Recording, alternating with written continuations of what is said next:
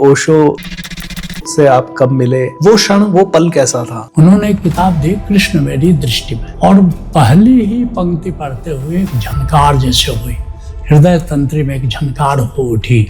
मैंने कहा यही तो व्यक्ति है। मैंने तो पढ़ा था, बच्चन की एक पंक्ति पढ़ी थी, अब न रहे वो पीने वाले, अब न रही वो मधुशाला। कैसे ढूंढे एक इष्ट देव को? मैं देवताओं के पीछे नहीं गया, मैं मंदिर में नहीं जाता था, कभी मंदिर में नहीं गया। लेकिन एक आया कि जब ऋषिकेश में गया तो मुझे लगा किसी ने मुझे प्रोसेस कर दिया। अपना इशारा किया, अपने लोगों को फोटो लो। जैसे फोटो देखा गया तो चांद जैसा और जैसा वो मेरे सीने पर विद्यमान थे। मैंने आँख बंद थी मेरे, उन्होंने पूछा आप कौन है? कहा कि मैं शिव हूँ। कृष्ण अगर भगवान नहीं है और वो महापुरुष हैं तो फिर भगवान कौन है? गुरुदेव, असली अध्यात्म क्या है? लेकिन मुख्य रूप से 7 योग हैं, 7 मार्ग है जहाँ से हम आत्मा तक पहुँच सकते हैं। ओके। वो कौन कौन है? हमारे 7 चक्र हैं। हर एक चक्र से एक एक योग संबंधित है, एक एक मार्ग संबंधित है। नमस्कार दोस्तों, जय हनुमान, जय श्री राम। आप सभी को मेरा प्रणाम। मेरे अंदर का परमात्मा आप सभी के अंदर के परमात्मा को प्रणाम करता है। आज मैं चाहता हूं कि आप इस पॉडकास्ट को बहुत ध्यान से देखें। उसके पीछे 3 रीजन है। एक तो मेरी इसके लिए कोई तैयारी नहीं है, क्योंकि मुझे पता है आज जो भी सवाल आएंगे वो ऐसे सवाल हैं जो शायद मेरे अंदर से उठेंगे। दूसरा, जवाब देने वाली शख्सियत कोई साधारण शख्सियत नहीं है। शायद ऐसे गुरु से आज हम मिलेंगे जो परमात्मा के रूप है। हजारों लाखों लोगों को बहुत ज़्यादा उन्होंने ब्लेसिंग्स दी है और सिद्ध है, भक्त है, डाउन टू अर्थ है, बहुत प्रेममयी है, बहुत करुणामयी है।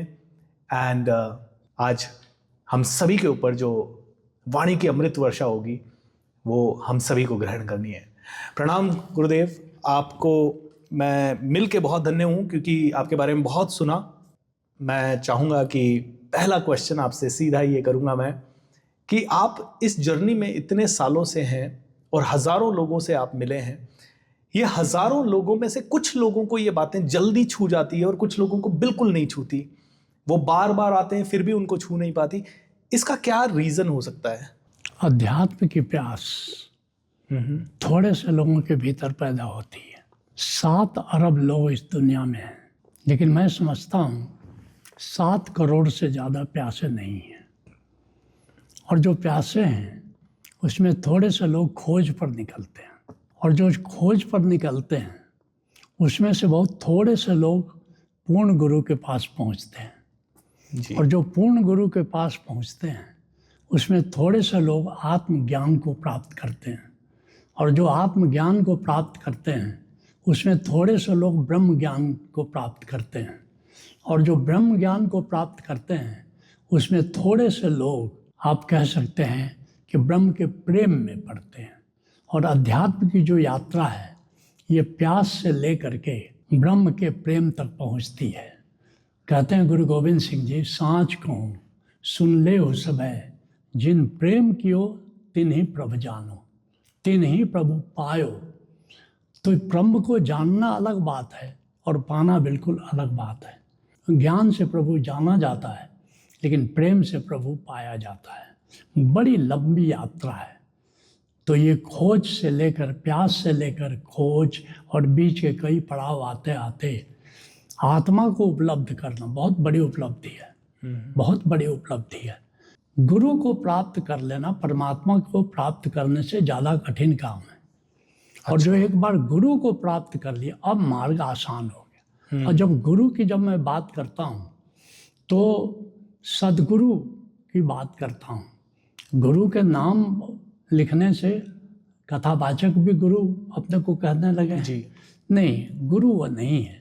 गुरु का मतलब ये हुआ कि जो आत्मज्ञानी हो, जो ब्रह्म ज्ञानी हो, जो ब्रह्म ज्ञान या आत्मज्ञान देने में रुचि रखता हो और देने की कला जानता हो, करेक्ट, उसको अब हम सतगुरु कहेंगे, समर्थ गुरु कहेंगे, परफेक्ट मास्टर कहेंगे, कामिल मुर्शिद कहेंगे।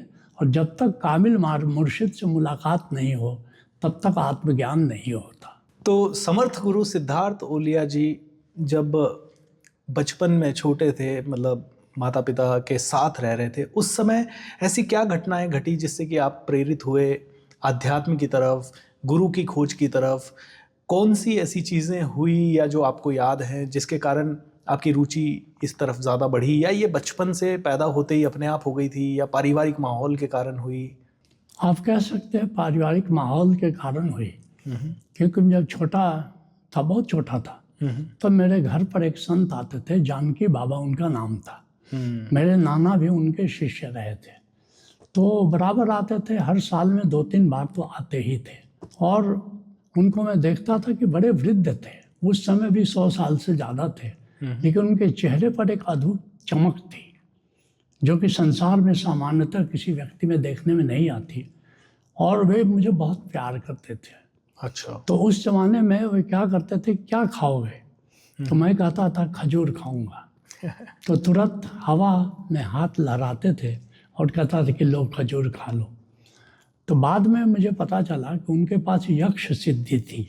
ओके। यक्ष सिद्धि का मतलब होता है कि एक स्पिरिट होता है, हायर लेवल का स्पिरिट होता है, तो उसके माध्यम से वो कहीं भी जा सकता है, कोई भी चीज़ प्राप्त करके ला सकता है। ओके। तो मैं सोचा कि अगर ये कला मेरे पास आ जाए तो मैं अपने दोस्तों को प्रभावित कर सकता हूँ। आप जानते हैं बच्चों की तो रहती है कि अपने दोस्तों को प्रभावित कैसे करें। तो मैंने कहा कि बाबा ये ज्ञान मुझे आप दे सकते हैं? तो उन्होंने बड़ी अद्भुत बात कही, बोला कि तुम्हारा जन्म इन छोटी मोटी बातों के लिए नहीं हुआ है, बहुत बड़ी बात के लिए हुआ है, बहुत बड़ा मिशन है, मैं उसके लिए तुमको तैयार कर रहा हूँ। इन छोटी मोटी बातों में उलझाने के लिए मैं तुम्हें तैयार नहीं कर रहा हूँ। और फिर बचपन में बीच बीच में ऐसी घटनाएं घटती गई जिसमें जानकी बाबा का चमत्कारिक रूप से मुझे सहयोग मिलता रहा, और भीतर कहीं न कहीं बीज अंकुरित होता रहा कि मुझे भी जानकी बाबा जैसा बनना है, जो हमेशा प्रसन्नचित्त।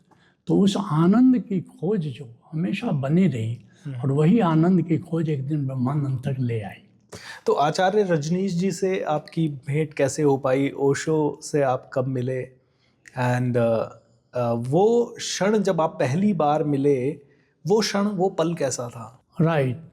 संत की खोज, गुरु की खोज, जैसा मैंने कहा कि बचपन से थी। जी।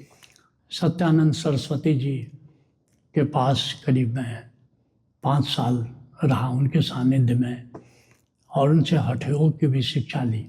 लेकिन हठयोग करते करते मैं बहुत बीमार पड़ गया। ओके।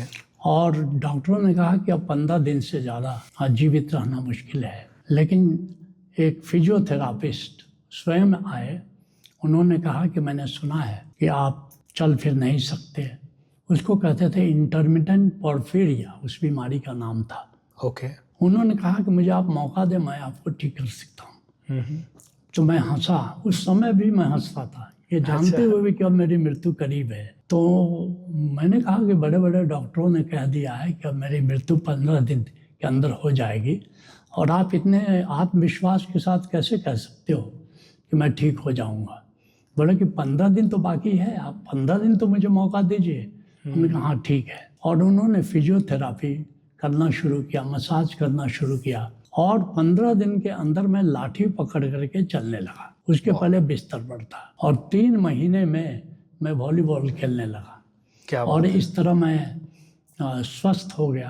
परमात्मा से कहा कि अवलो नसानी अवना न सही हो, ये मेरा जीवन तो ऐसे ही चला गया 32 वर्ष, लेकिन अगर तुमने मुझे जीवन दान दिया तो अब ये जीवन तुम्हारी खोज में, तुम्हारे प्रेम में बिताऊंगा।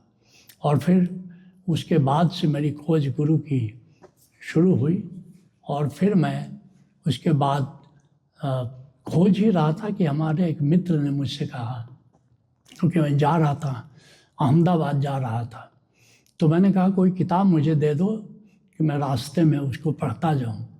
तो उन्होंने कहा, मुझे भैया जी कहते थे, वो सेंट्रल स्कूल में हिंदी के प्रोफेसर थे, तो उन्होंने कहा कि आप ओशो को पढ़ना चाहेंगे? उस समय भगवान रजनीश नाम से प्रसिद्ध थे। तो मैंने कहा किसकी बात कर रहे हो? ये जो संभोग से समाधि की ओर, उसमें मेरी कोई रुचि नहीं है। उसने एक अजीब बात कही, मेरे अहंकार को थोड़ा छेड़ा। कहा कि भैया जी क्या आपने ओशो को पढ़ा है, भगवान रजनीश को पढ़ा है? कहा कि पढ़ा तो नहीं और पढ़ने की ज़रूरत भी नहीं है। उसने कहा कि बिना पढ़े, बिना जाने, आप जैसे प्रज्ञावान व्यक्ति के लिए ये शोभा देता है कि उस व्यक्ति के बारे में आप कमेंट करें। मुझे चोट लगी। मैंने कहा कि ये बात बिल्कुल ठीक कह रहे हो कि बिना पढ़े और मुझे उनके बारे में कोई राय बनाना मेरे लिए उचित नहीं है, तो चलो ठीक है, किताब तुम दे दो। उन्होंने एक किताब दी, कृष्ण मेरी दृष्टि में, उसका प्रवचन। बिल्कुल। लेकिन फिर भी मुझे पढ़ने में रुचि नहीं हुई, क्योंकि वो धारणा जो अखबारों में पढ़कर लोगों से सुनकर बनी थी, वो धारणा मुझ पर ज़्यादा हावी थी। लेकिन माउंट आबू रोड पहुंचते हुए वहाँ मैं रुक गया, सोचा कि माउंट आबू देखते हुए फिर आगे अहमदाबाद की यात्रा पर जाएंगे। और वहाँ रात में हमारे परिवार भी सब साथ था। हमने कहा कि तुम लोग सो जाओ, मैं जरा इस किताब को देखता हूँ। और पहली ही पंक्ति पढ़ते हुए एक झनकार जैसे हुई, हृदय तंत्री में एक झनकार हो उठी। मैंने कहा यही तो व्यक्ति है, यही तो वह महापुरुष है जिसको मैं गुरु धारण कर सकता हूँ। और क्या ऐसा भी व्यक्ति इस धरती पर अभी चल रहा है? मैंने तो पढ़ा था, बच्चन की एक पंक्ति पढ़ी थी, अब न रहे वो पीने वाले, अब न रही वो मधुशाला। तो लेकिन पहली पंक्ति पढ़ते ही एकदम से भीतर कुछ केमिस्ट्री में चेंज हुआ। हमने कहा कि क्या ऐसी वाणी कोई बोल सकता है, क्या ऐसी दृष्टि कोई दे सकता है? क्योंकि हमारे मन में था कि भगवान कृष्ण जो हैं वो अस्तित्व के अवतार हैं, गोविंद के अवतार हैं जी। लेकिन जो ओशो दृष्टि दे रहे थे वो एक महापुरुष की दृष्टि दे रहे थे, एक अवतारी पुरुष की दृष्टि दे रहे थे। लेकिन उनको भगवान का अवतार के रूप में उस किताब में उन्होंने नहीं माना है, एक महापुरुष की दृष्टि दे रहे थे। मुझे लगा कि भगवान, अब तक तो हम जानते थे कि कृष्ण ही भगवान है, कृष्ण ही सृष्टि के कर्ता है, लेकिन वो जो दृष्टि दे रहे थे कि वो सृष्टिकर्ता वाली दृष्टि नहीं थी, वह दृष्टि दे रहे थे कि अवतारी पुरुष हैं, महापुरुष हैं, लेकिन हैं मनुष्य ही। तो ये चीज़ जो है, मुझे लगा कि ऐसी अद्भुत दृष्टि। और उसके बाद मैं पूरी रात सो न सका, पूरी किताब को पढ़ गया। और जब सवेरा हुआ तो मैं वही व्यक्ति नहीं था। सैद्धांतिक रूप से मैं भगवान रजनीश का शिष्य हो चुका था, अब केवल मुलाकात बाकी थी जी। लेकिन वो मुलाकात, ये जनवरी 1979 की बात बता रहा हूँ। लेकिन संयोग बनते बनते मई 1980 में ये संयोग बना कि मैं पूना गया। मेरे साथ 3 दोस्त भी थे, 2 पुराने सन्यासी थे, एक नए अभी मेरी तरह ही थे। जब वहाँ गया तो 11 मई को वो सबको संन्यास दे रहे थे, जिसमें बायोडाटा, जीवनी वगैरह लिख के देना था। तो पता चला कि माला दीक्षा वे नहीं दे रहे हैं, अब एक दूसरे उनके द्वारा आचार्य हैं, वे दे रहे हैं। तो मैं हठ करने लगा कि मैं तो माला दीक्षा अगर लूँगा तो भगवान रजनीश से ही लूँगा। तो मैंने नहीं माला दीक्षा ली, मैंने संन्यास नहीं लिया, मेरे बाकी दोस्तों ने ले लिया। ओके। तो मैं आनंद मैत्रेय, वो पटना के रहने वाले थे, बिहार से थे, तो उनके प्रति मेरी रुचि हुई कि इनसे बात किया जा सकता है। वे उनके भगवान रजनीश के 5 मुख्य शिष्यों में से एक थे। तो मैंने उनसे पूछा कि माला दीक्षा स्वयं गुरु क्यों नहीं दे रहे हैं अपने हाथों से? तो उन्होंने कहा कि अब उनकी व्यवस्था है, अब उन्होंने ऐसी व्यवस्था कर दी कि उनके आचार्य ही देते हैं। मैंने कहा ऐसा क्यों? उनका कि वो बहुत व्यस्त हो गए हैं, उनके पास समय नहीं है। तो मैंने तर्क दिया कि जिस व्यक्ति को संन्यास देने तक की का समय नहीं है, वह व्यक्ति गाइडेंस क्या देगा? तो उन्होंने कहा कि तर्क में तुम जीत गए, लेकिन अगर तुम ये कदम उठाते हो तो जीवन में हार जाओगे। मैंने कहा कि मैं कैसे हारूंगा? उन्होंने कहा कि ओशो को जो पाना था वो पा चुके हैं, उनको पाने को कुछ बाकी नहीं है। बिल्कुल। तो तुम लूजर होगे। ऐसा तो अगर नहीं तुम उनसे दीक्षा लेते हो तो तुम उनको कुछ घाटा नहीं लगेगा, वो कुछ खोएंगे नहीं। पाना अब उनको नहीं है, पाना तुमको है। उनकी बात तीर की तरह मुझे लगी और मैंने निर्णय लिया कि अब मुझे तो संन्यास लेना ही है। और 13 मई 1980 को मैंने उनसे संन्यास ले लिया, गले में माला पहनाया, दीक्षा दी। और फिर 13 तारीख को मैंने संन्यास लिया और फिर 15 को ऊर्जा दर्शन उन्होंने दिया। और जैसे ऊर्जा दर्शन दिया माथे पर यहाँ अंगूठा रखते थे। तो अहंकार तो अभी चल ही रहा था, क्योंकि मैंने देखा 5 लोगों को ऊर्जा दर्शन रोज देते थे शाम को, जी। कि बाकी 4 को दिया, वो चारों लुढ़क गए और उठते ही वो गिर गए, लड़खड़ा करके गिर गए, और अच्छी खासी सेहत थी, लेकिन वो सब के सब।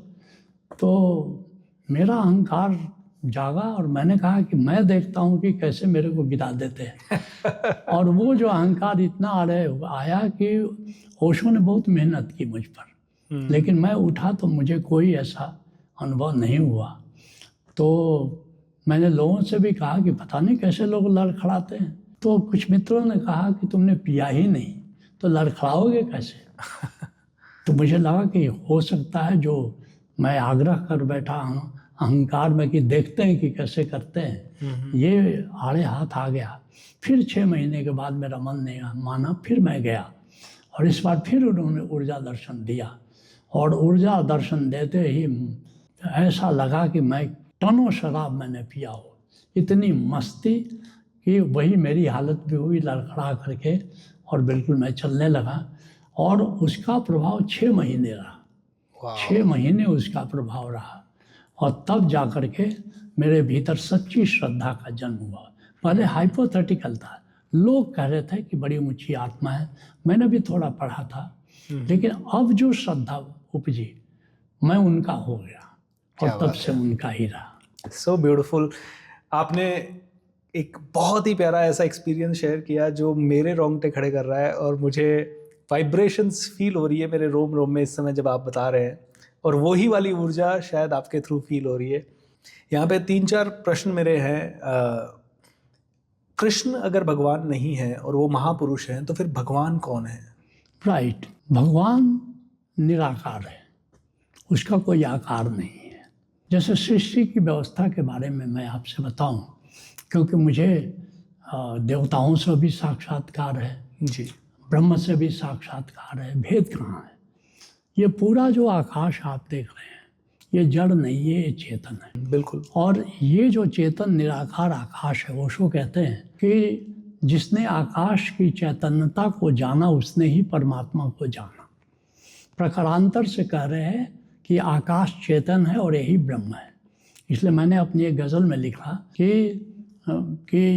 जो गज़ल की पंक्तियाँ हैं कि मेरे मुर्शिद ने कहा सिद्धार्थ सुन, आसमां खुद है खुदा हम क्या करें, दिया के नीचे अंधेरा क्या करे, या खुदा तो ही बता हम क्या करें। कि ये जो आकाश है जिसको हम आकाश कहते हैं, जड़ मानते हैं, ये ब्रह्म है।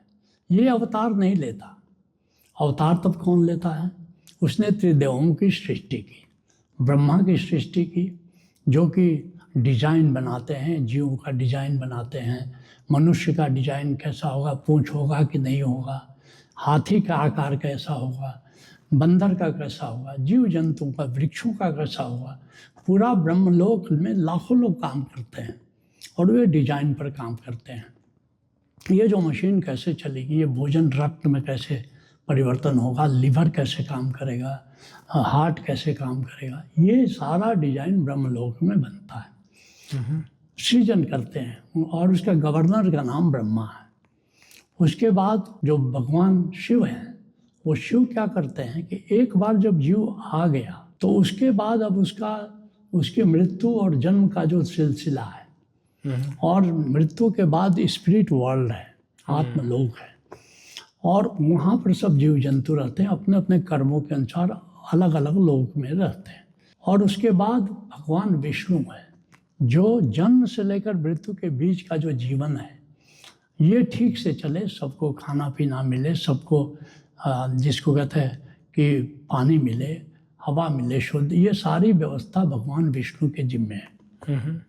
अब ये त्रिदेव हैं, अब इनको अपने अंदर और भी कई देवता हैं जो कि सृष्टि का पालन करते हैं, सृष्टि को देख रेख करते हैं, सृष्टि का प्रबंधन करते हैं। जैसे गणेश जी हैं, गणेश जी पृथ्वी मंडल के प्रशासक हैं जी। उसके बाद जल मंडल बहुत है, 3 हिस्सा तो जल से ढका है पृथ्वी पर, तो उसका जो देख रेख करते हैं वो वरुण देव करते हैं। उसके बाद ऊर्जा मंडल है, जो अग्नि है वो ऊर्जा मंडल की देख रेख कौन करता है? वो अग्निदेव करते हैं। उसके बाद क्या है? ये वायुमंडल है, बड़ा विशाल है। इस वायुमंडल का जो देख रेख करने वाले देवता वो वायुदेव हैं। टेम्परेचर को इससे ऊपर न जाए, इंद्रदेव का काम है। बारिश हो समय पर इंद्रदेव का काम है। तो यहाँ पे एक मेरा प्रश्न आता है, अब जैसे अमेरिका के लोग हैं या क्रिश्चियंस हैं या मुस्लिम्स हैं, ये इनकी फिलॉसफी में तो न इंद्रदेव है, न वरुण देव है, न गणपति है, न शंकर भगवान है। उनके भी एंजल्स हैं, नाम अलग है, अच्छा। लेकिन एंजल्स तो ईसाइयत में भी है और ये फरिश्ते तो इस्लाम में भी है। सारी परंपराओं में देवता हैं, ऐसी कोई परंपरा नाम नहीं। वो शायद अलग नाम अलग अलग है, कोई एंजल कहता है, कोई फरिश्ता कहता है। लेकिन ये जैसे कुरान में कहानी आती है कि हजरत मोहम्मद साहब को एक फरिश्ता आया और वो फरिश्ता लेकर के उनको विष्णु लोक लेकर के गया। जी। जिसको खुदा कहते हैं वो हमारे विष्णु हैं। जो वर्णन कह रहे हैं कि खुदा कहाँ पर था, तो एक सागर जैसा था जिसपे कि वो बैठा हुआ था, आकार में था। ये तो विष्णु का वर्णन है, ये तो आकाश की बात नहीं हो रही है। जी गुरुदेव। तो इसलिए सारे धर्म ग्रंथ जितने हैं वो सब देवता को मानते हैं, सारे मानते हैं, क्योंकि देवता हैं। बिल्कुल देवता हैं जो कि प्रबंधन देखते हैं।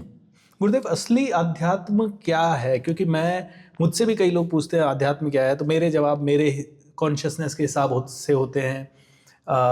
कुछ और लोगों के जवाब उनकी कॉन्शियसनेस के हिसाब होते हैं। ओशो की कॉन्शियसनेस क्या थी? क्या है एग्जैक्टली अध्यात्म? खुद को जानना, भगवान को जानना, निराकार को जानना, प्रकृति को जानना, या कुछ नहीं जानना? राइट। अध्यात्म एक विराट शब्द है और अध्यात्म का मतलब ये होता है आत्म विकास, सेल्फ डेवलप। जी। और इसमें जीवन से संबंधित ऐसी कोई चीज नहीं है जो अध्यात्म में समाहित नहीं है। सब कुछ समाहित है, हम जो भी कर रहे हैं। लेकिन मुख्य रूप से 7 योग हैं, 7 मार्ग है जहां से हम आत्मा तक पहुंच सकते हैं। ओके। वो कौन कौन है? हमारे 7 चक्र। हर एक चक्र से एक एक योग संबंधित है, एक एक मार्ग संबंधित है। जैसे मान लीजिए हमारा मूलाधार चक्र है, रीढ़ की हड्डी में सबसे नीचे है। इससे शरीर कंट्रोल होता है और शरीर से कर्म होता है और कर्म साक्षी से जुड़कर कर्मयोग बन जाता है। बिल्कुल। उसी तरह दूसरा चक्र हमारा स्वादिष्ठान चक्र है, जिससे इंद्रियां कंट्रोल होती हैं। इंद्रियों से भोग होता है और भोग साक्षी से जुड़ के तंत्र योग बन जाता है। उसी तरह हमारा तीसरा चक्र है मणिपुर चक्र है। बिल्कुल। मणिपुर चक्र से प्राण का कंट्रोल है, प्राण का नियंत्रण है, वाइटल फोर्स का नियंत्रण है, हेल्थ का संबंध है और उससे अपना स्वास्थ्य बनता है। सांस चल रही है और ये जो स्वास्थ्य, जो सांस चल रही है, ये साक्षी से जुड़ के हठ योग बन जाता है, हम ठम योग। उसी तरह चौथा चक्र अनाहत चक्र है, इससे हृदय है, इमोशनल हृदय की मैं बात कर रहा हूँ। हृदय से प्रेम है और प्रेम साक्षी से जुड़ के भक्ति योग बन जाता है। उसी तरह से पांचवा चक्र हमारा विशुद्ध चक्र है, जो गर्दन के पीछे उसका बिंदु है जी। और उससे हमारा मन है, मन से विचार है, मैत्री है और यह जो मैत्री है साक्षी से जुड़कर ज्ञान योग बन जाता है। उसी तरह हमारा ललाट पर आज्ञा चक्र है और ये जो आज्ञा चक्र है इससे निराकार है, इससे साक्षी है जी। और ये जो साक्षी है, जो यहाँ विवेक है और ये जो विवेक है ये साक्षी से जुड़कर, बल्कि साक्षी का यही स्थान है, तो जिसको ध्यान योग बन जाता है। यहीं से ध्यान होता है, यहाँ से निराकार से संबंध जुड़ना शुरू हो जाता है। अब तक निराकार से संबंध नहीं जुड़ रहा था, लेकिन अब निराकार से संबंध जुड़ा, आसान हो जाता है। और एक बार निराकार से संबंध जुड़ जाए तब आपको कर्मयोग, तंत्र योग, ये सब फिर निराकार से जुड़ जाते हैं जी। लेकिन केवल कर्म की बात करें तो निराकार से संबंध नहीं है, केवल भोग की बात करें तो निराकार के संबंध नहीं है। लेकिन जब तक निराकार का ज्ञान नहीं, आप साक्षी नहीं हो सकते। जब तक आत्मा का ज्ञान नहीं है तब तक आप साक्षी नहीं हो सकते। निराकार की सीढ़ी तक पहुंचने का रास्ता क्या है गुरुदेव? ध्यान है, ध्यान। बिना ध्यान के। इसलिए एक पंक्ति और बाकी रह गई जो योग की बात कर रहे थे। जी। तो उसी तरह सहस्रार चक्र से हमारा शुद्ध चैतन्य है, शुद्ध आत्मा का स्थान है और वहाँ पर अब कोई साधना और विधि काम नहीं करती, शुद्ध बोध है, उसको सांख्य योग कहते हैं। जी। राइट। ये तो मौलिक 7 योग हुए। इनमें से कोई एक मार्ग पे चलना जरूरी है या 7 पे चल सकते हैं? नहीं, किसी भी एक मार्ग से जा सकते हैं। एक किसी एक मार्ग को पकड़ करके आप आत्मा तक जा सकते हैं, इसमें कोई शक नहीं है। और भगवान कृष्ण के पहले भी उपनिषद के ऋषियों ने यही चार को जोड़ा। तो करीब करीब जो भी आज अध्यात्म है ये चार योगों का संगम है। तो गीता में इसको कहते हैं गीता मत, क्योंकि गीता के आधार पर है। उसी तरह से उसके बाद जैसे अन्य संत आए, जैसे गुरु गोरखनाथ आए, नाथों की एक परंपरा आई, बिल्कुल। उन्होंने भी ये चारों योगों को जोड़ा। उनके गुरु थे मच्छिंद्र नाथ। तो मच्छिंद्र नाथ से के बाद दो भाग में बट गया। एक परंपरा नाथों को हुई, गुरु गोरखनाथ से शुरू हुई। बिल्कुल। उसके दूसरी परंपरा सिद्धों से शुरू हुई, जिनके इष्ट शिव थे, अच्छा, वो नाथ कहलाए। और जिनके इष्ट पार्वती थी वे सिद्ध कहलाए, उनके इष्ट पार्वती थी। इसलिए उन सिद्धों के नाम में आप देखिए सरपा, तिलोपा, पा लगता है जी। और गुरु गोरखनाथ जो थे उनके नाथ लगता है, जलंधर नाथ, गोरखनाथ, तो ये सब लगता है। हमारे यहाँ समर्थ गुरु धारा में हम लोग भी सहज योग लेके चलते हैं। और इस सहज योग में ये चार मुख्य योग, जो ज्ञान योग, भक्ति योग, कर्म योग और हठ योग। ओके। तो हमारे जो कार्यक्रम हैं वो ज्ञान योग के 14 कार्यक्रम हैं, भक्ति योग के फिर 14 कार्यक्रम हैं, उसके बाद जो हठ योग है उसके 14 कार्यक्रम हैं, और इस कर्म योग के 23 कार्यक्रम हैं। इस तरह टोटल 63 कार्यक्रम हैं जो हमारे समर्थ गुरु धारा में चलते हैं, जो अध्यात्म को पूरी तरह कवर करते हैं। जैसे आप जो कर रहे हैं, आप योग ही कर रहे हैं, आप जाने या ना जाने आप कर्म योग कर रहे हैं। तो हर व्यक्ति किसी न किसी योग में लगा हुआ है, लेकिन कर्म कर रहे हैं। लेकिन योग कब बनेगा? जब आपको अपनी आत्मा का ज्ञान हो जाएगा, जब कर्म आत्मा के प्रति जागे हुए कर्म को करेंगे तो कर्म योग बन जाएगा। उस तरह हर व्यक्ति भोग में है, लेकिन भोग तंत्र योग नहीं है। हमारे बाबा भूतनाथ थे, बड़े तांत्रिक थे जी। तो उनसे कुंभ में हरिद्वार में मुलाकात हुई और मैंने कहा कि अब बाबा भूतनाथ तंत्र योग पर कुछ कहेंगे। तो उन्होंने कहा कि मुझे तंत्र का तो पता है, तंत्र योग का कोई ज्ञान नहीं है और मैं इनसे मिलना चाहूँगा और समझना चाहूँगा। और बाबा भूतनाथ बाद में हमको बुलाए कि ये तंत्र योग की बात आप कर रहे थे, ये बात मेरी समझ में नहीं आई, तंत्र तो मैं जानता हूँ। उनके बाबा आपको आत्मा का ज्ञान हुआ? उनका नहीं, आत्मा का ज्ञान नहीं हुआ। हमने कहा कि जब ये तंत्र जो है वो आत्मा से जुड़ जाएगा तब जाकर के ये तंत्र योग बन जाएगा। वे बहुत बड़े संत के रूप में प्रतिष्ठित थे, मुझे आज भी याद है। वे नीचे बैठ गए और मुझे उस दीवान पर बिठा करके कहा आत्मज्ञान कैसे होगा? मैंने कहा कि ध्यान से होगा। ध्यान से पहले निराकार को ध्यान के अतिरिक्त जानने का कोई उपाय नहीं। मुझे कि उन्होंने कहा कि मेरे थोड़े दिन बाकी है, मुझे पता है कि मृत्यु मुझसे ज़्यादा दूर नहीं हो, गुरु तो मेरा कोई और है, लेकिन क्या तुम मेरी मदद कर सकते हो? मैंने कहा कि बिल्कुल मदद कर सकता हूँ। और तब उनको निराकार का ज्ञान मैंने उसी समय दिया। जब उनकी मृत्यु हुई तो उनका एक शिष्य मेरे पास आया, कहा कि बाबा अंतिम समय तक आपको याद करते थे और मुझसे कहा है कि जा करके उनको धन्यवाद दो कि मैं मुक्त होकर के जा रहा हूँ। क्या बात तो है। ये बहुत ज़रूरी है। निराकार को जाने के बिना आप अध्यात्म में यात्रा कर ही नहीं सकते। तो गुरुदेव, ये ज्ञान किसी को भी दिया जा सकता है या इसके लिए किसी व्यक्ति को कोई पात्रता अर्जित करनी होती है? पहले के संत ऐसा ही करते थे। जब तक सुपात्र नहीं मिलता था तब तक वो ज्ञान नहीं देते थे। जी। मैं आपको बताऊं कि मेरे 3 गुरु हैं। एक ओशो हैं जो दीक्षा गुरु हैं मेरे, और जिनसे मैंने ध्यान से लेकर के काफ़ी यात्राएं की। लेकिन सूफी बाबा शाह कलंदर थे जी। 1962 में उनको संबोधि प्राप्त हुई थी। और चूँकि ये मेरे निकट थे, मैं रहता था रांची में, वो गिरडी में रहते थे, पहले धनबाद में रहता था, तो गिरडी नज़दीक था, तो जाना आना करीब हर महीने हो जाता था। तो वे सुपात्र की खोज करते करते 2013 में विदा हो गए। उन्होंने अपना ज्ञान किसी को नहीं दिया, लेकिन वो मई में विदा हुए और जनवरी में मुझे अपना उत्तराधिकारी घोषित किया। यद्यपि मैं उनका शिष्य नहीं था। ओके। क्यों? क्योंकि बीच बीच में जो भी मुझे अनुभव होता जाता था, जो ज्ञान प्राप्त होता जाता था, मैं चूँकि ओशो से मिलना आसान नहीं था तो उनसे मैं शेयर करता था और कहता हाँ ये ठीक है, हाँ ये ठीक है। फिर अंत में जब उत्तराधिकारी चुनने की बात आई तो उन्होंने मुझे एक दिन बुलाया और कहा कि सुनो जी, तुमको तो बहुत ज्ञान है लेकिन तुमने कभी मुझे बताया नहीं। हमने कहा कि बाबा ये शोभा देता है कि आप जैसे ज्ञानी संत के पास मैं अपना ज्ञान बघारूं, इसलिए मैंने कोई चीज़ आपसे शेयर नहीं की।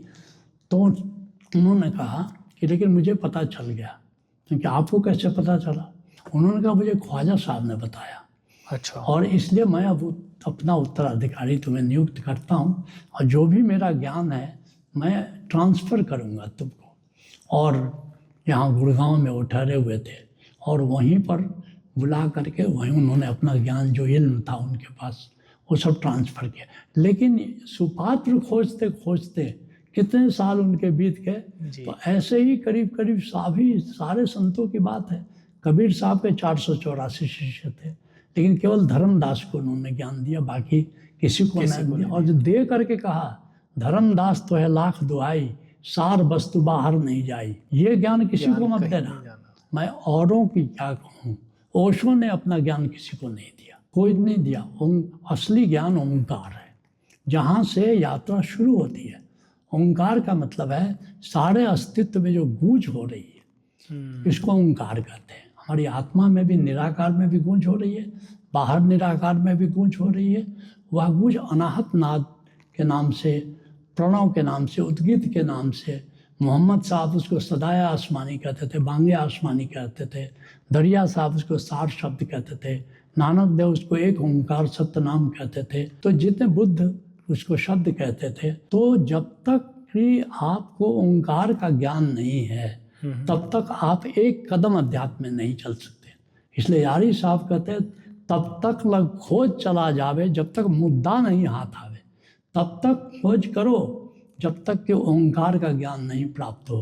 जब तक कोई ओंकार नहीं जानता, अध्यात्म का खिलाड़ी नहीं हो सकता। जब ओंकार को मुझे भी जब ओंकार का ज्ञान हुआ 13 जनवरी 1997 को गुरु नानक देव जी की कृपा से, उसके बाद ही उन्होंने उस समय रिवील किया, ये सारा ज्ञान उन्होंने रिवील किया कि वास्तव में अध्यात्म क्या है। और उस समय ओंकार मिला। ओशो ने किसी को ओंकार का ज्ञान नहीं दिया। तो गुरुदेव, अगर एक व्यक्ति को पात्रता हासिल करनी है, तो जैसे मान लीजिए मुझे ये पात्रता हासिल करनी है कि कोई गुरु की दृष्टि मुझ पे भी पड़ जाए, या कोई गुरु मुझे भी योग्य माने कि इस बंदे को ये ज्ञान दिया जा सकता है, तो वो पात्रता हासिल करने के लिए एक व्यक्ति को क्या कोई लक्ष्य बना के कार्य करना चाहिए या किस तरह का ध्यान करना चाहिए? गुरु क्या करता है कि उसको पहले क्लीनिंग करता है। क्लीनिंग करने के लिए क्या क्या, ये जो काम है, क्रोध है, लोभ है, मोह है, ईर्ष्या है, द्वेष है, ये 6 चीज उसको चेतना को गंदा कर देती है। तो पहले के गुरु उसको एक्सेप्ट करते थे जिसकी चेतना शुद्ध हो गई। इंतजार करते थे कि ये क्या इसकी कामना दूर हुई, क्या क्रोध दूर हुआ, क्या ये लोभ से मुक्त हुआ, क्या मोह से मुक्त। जिसका क्लीन हो जाता था, जब गुरु देखता था तब उसको, इसलिए गुरु को रंगरेज भी कहते हैं। कपड़ा तब तक रंगा नहीं जाता है जब तक कि वो शुद्ध न हो जाए।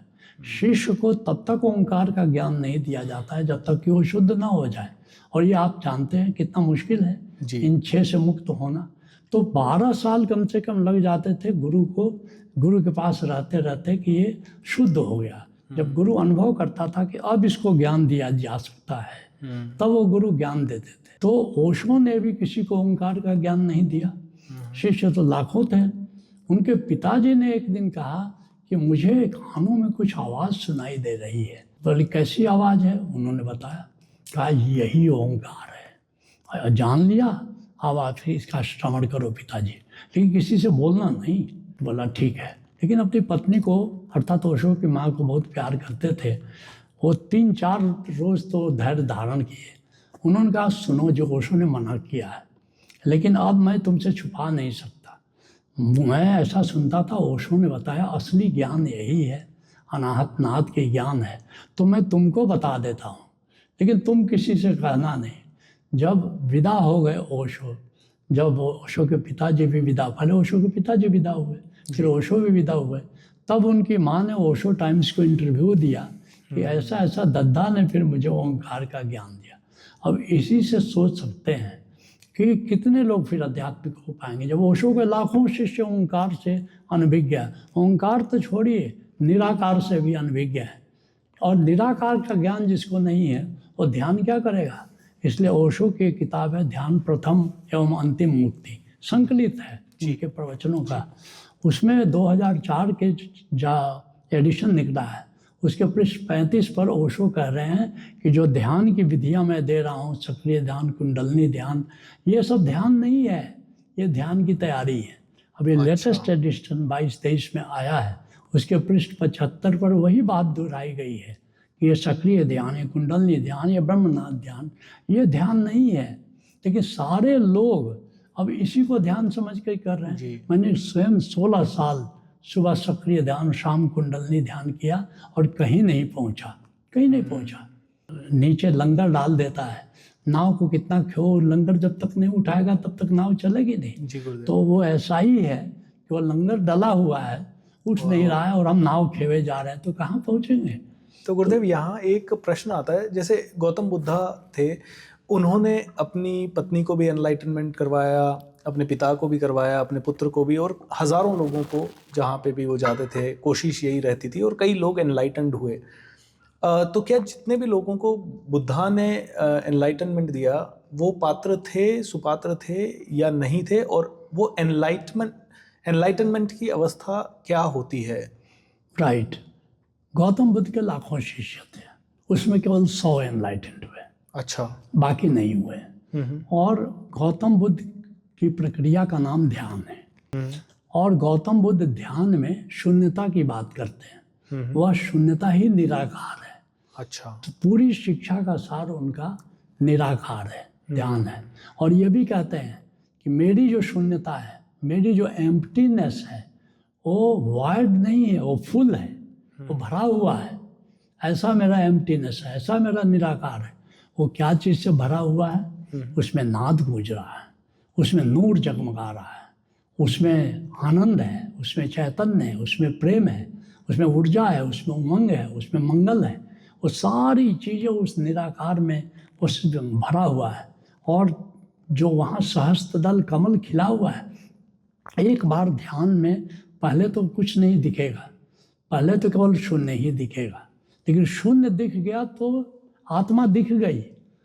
गुरुदेव, मैंने ओशो का अष्टावक्र गीता है उसको मैंने पढ़ा, तो अष्टावक्र जी भी कहते हैं और ओशो भी कह रहे हैं कि अष्टावक्र जी कहते हैं तुम्हें कुछ करने की ज़रूरत नहीं, तुम हो जाओ, तुम ऑलरेडी हो। एक तरफ इतने सारे प्रोग्राम्स हैं जिनके थ्रू मैं जाऊं, और या फिर कैसे हो जाऊं, वो हो जाओ, तुम मान लो तुम भगवान हो, तुम मान लो कि तुम ही सब कुछ हो।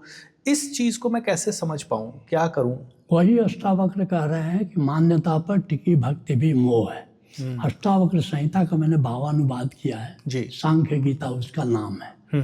तो वो कहते हैं कि मान्यता पर टिकी भक्ति भी मोह है, और तुम मान लेते हो कि मैं आत्मा हूँ, इससे काम नहीं होगा। तो कैसे होगा।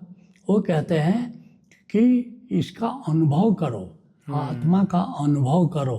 तो अनुभव कैसे करें, अनुभव कराने वाला चाहिए जी। हमारे युग में जय कृष्णमूर्ति सांख्य योगी हुए, वो भी कहते हैं तो कुछ करने की जरूरत नहीं है। बिल्कुल, वो तो कहते थे भगवान है ही नहीं। वो तो कहते हैं भगवान का कॉन्सेप्ट झूठा है, बिल्कुल कुछ करने की जरूरत नहीं। लोग पूछते थे कि हम जाने कैसे कि हम आत्मा है। बोला कि जैसे मैंने जाना, बल्कि वही तो पूछ रहे हैं आपने कैसे जाना, और वो दीवार से सिर पीटने लगते थे। ऐसे प्रतिभाशाली लोग थोड़े से लोग होते हैं जो सांख्य योग के माध्यम से मंजिल तक पहुंचते हैं।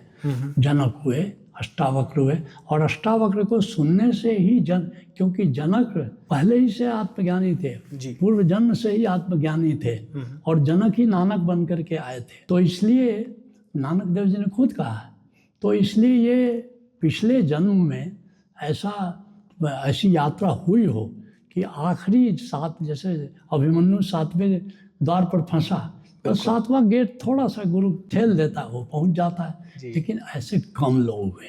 जिस मार्ग की मैं बात कर रहा हूँ वो राजमार्ग है। तो 99.9% लोग सहज योग के माध्यम से ही बुद्धत्व को उपलब्ध हुए हैं। कोई एक जनक, कोई एक कृष्णमूर्ति, कोई एक अष्टावक्र के पहुँचने से वो नियम नहीं है, वो अपवाद है, वो अपवाद है। अच्छा, इसी को उपनिषद का ऋषि भी कहता है कि स्वाध्याय करो, पहले शास्त्र पढ़ो, फिर श्रवण करो, जो गुरु कह रहा है, जो संत कह रहा है, उसको श्रवण करो, फिर मनन करो। कोई गुरु के मार्ग में उस पर मनन करो कि तुम्हारा अनुभव क्या हो रहा है, उसे समझो, और फिर अंत में क्या करो, निधिध्यासन, अर्थात अब अभ्यास करो। बिल्कुल। तो सबके लिए यही मार्ग है, एक आध कोई हुआ तो अपवाद है। मैं आपसे ये जानना चाहता हूँ, जो ओशो का सन्यास है और जो बाकी सन्यासी हैं जो कहते हैं सब घर बार छोड़ दो, सब अलग हो जाओ, ये इन दोनों में फर्क क्या है? क्या ये सेम है या ये कोई फर्क है इनमें? दोनों मार्ग ठीक है, लेकिन एक भेद है। मनुष्य सामाजिक प्राणी है, वो अकेले नहीं रह सकता। बिल्कुल। घर बार छोड़ करके, परिवार छोड़ करके लोग जंगल चले गए। लेकिन मैंने देखा है, क्योंकि मैं बहुत हिमालय घूमा हूँ और बहुत संतों से मिलता रहा हूँ, लेकिन मैंने देखा उनका समाज हमारे समाज से बड़ा होता है। वो आपस में मिलते हैं, आपस में एक ग्रुप बन जाता है उनका अपने अपना। तो इसलिए ऐसा नहीं कि वो अकेले रहते हैं। तो आप तो अकेले रहने गए थे, आप अकेले तो रहते नहीं। आप तो बहुत लोगों के साथ। मैं बर्मा में गया, भिक्षुओं को देखा कि एक जगह पिकनिक करने में गया अपने लोगों के साथ, तो देखा कि 12-14 भिक्षु आए हैं और वो भी तैर रहे हैं और मज़ा ले रहे हैं, पिकनिक ले रहे हैं। तो मैंने कहा कि चलो ठीक है, एक सहयोग की बात। मैंने एक से भिक्षु से पूछा कि आप तो अकेले गुफा में रहने आए हैं, तो आप लोग आपस में मिलते हो? बोले रोज़ मिलते हैं, मिले बिना कौन रह सकता है। तो सभी साधुओं का जमात होता है, उनकी संगत होती है। हाँ, उसका भेद अलग हो गया। वो सब साधु सवेरे निकलते हैं और अपने मित्रों से, अपने समाज के लोगों से मिलते हैं। कोई भी रात में अपने अपने स्थान पर आ गए। तो पहली बात कि ऐसा नहीं कि वो समाज से कट जाते हैं जी। दूसरी बात कि मुक्ति का मार्ग है मैं और मेरा से मुक्त हो जाना। बिल्कुल। जब तक आप, मैं मतलब अहंकार और मेरा मतलब मेरा धन, ये जो पकड़ है, संसार की पकड़ है, मेरी पत्नी, मेरा परिवार, मेरा धन, मेरा मकान, मेरी जायदाद, तो मेरा से भी मुक्त होना है। तो असली बात ये है कि आप परिवार के साथ रहो अथवा आप अकेले रहो, तो काम तो यही है। गुरु तेग बहादुर जी बहुत प्यारी बात कहते हैं कि ये मान मोह को परिहरे। मुक्त हो, मुक्ति का मार्ग क्या है? ये जो अहंकार है, ये जो मोह है, मेरापन है, इसको छोड़ना है। परिहरे मतलब छोड़ना है। मान मोह को परिहरे और गोविंद से गुरु गुण गावो। और गोविंद कौन है? ओंकार है। ओंकार है, पूरा अस्तित्व ओंकार स्वरूप है। तो उससे परिचित होना है, उसका सुमिरन करना है, उसकी याद करना है। कह नानक ऐसे कोई प्राणी जीवन मुक्त कहावे। जीते जी मरना है, मरने के बाद मरता है नहीं, जीवन मुक्त कहावे।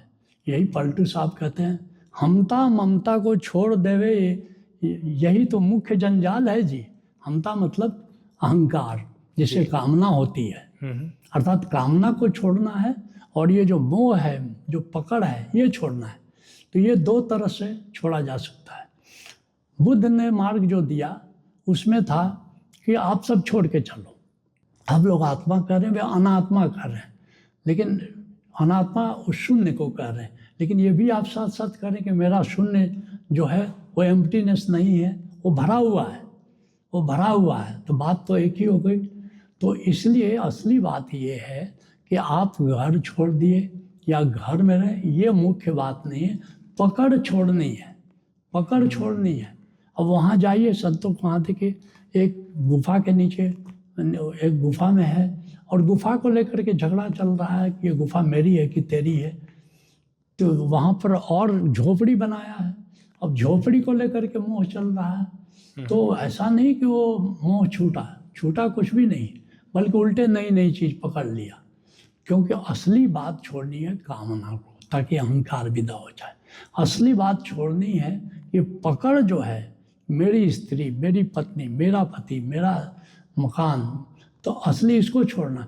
और केवल छोड़ने से मुक्ति नहीं मिलनी है, फिर पकड़ना है। तो बिना पकड़े आदमी रह ही नहीं सकता। तो क्या पकड़ना है? आत्मा को पकड़ना है, परमात्मा को पकड़ना है। उसके बिना कोई मुक्ति वगैरह नहीं होती। तो ये मुख्य बात नहीं है। गुरु नानक देव जी ने, कबीर साहब ने, सब परिवार के साथ रहे।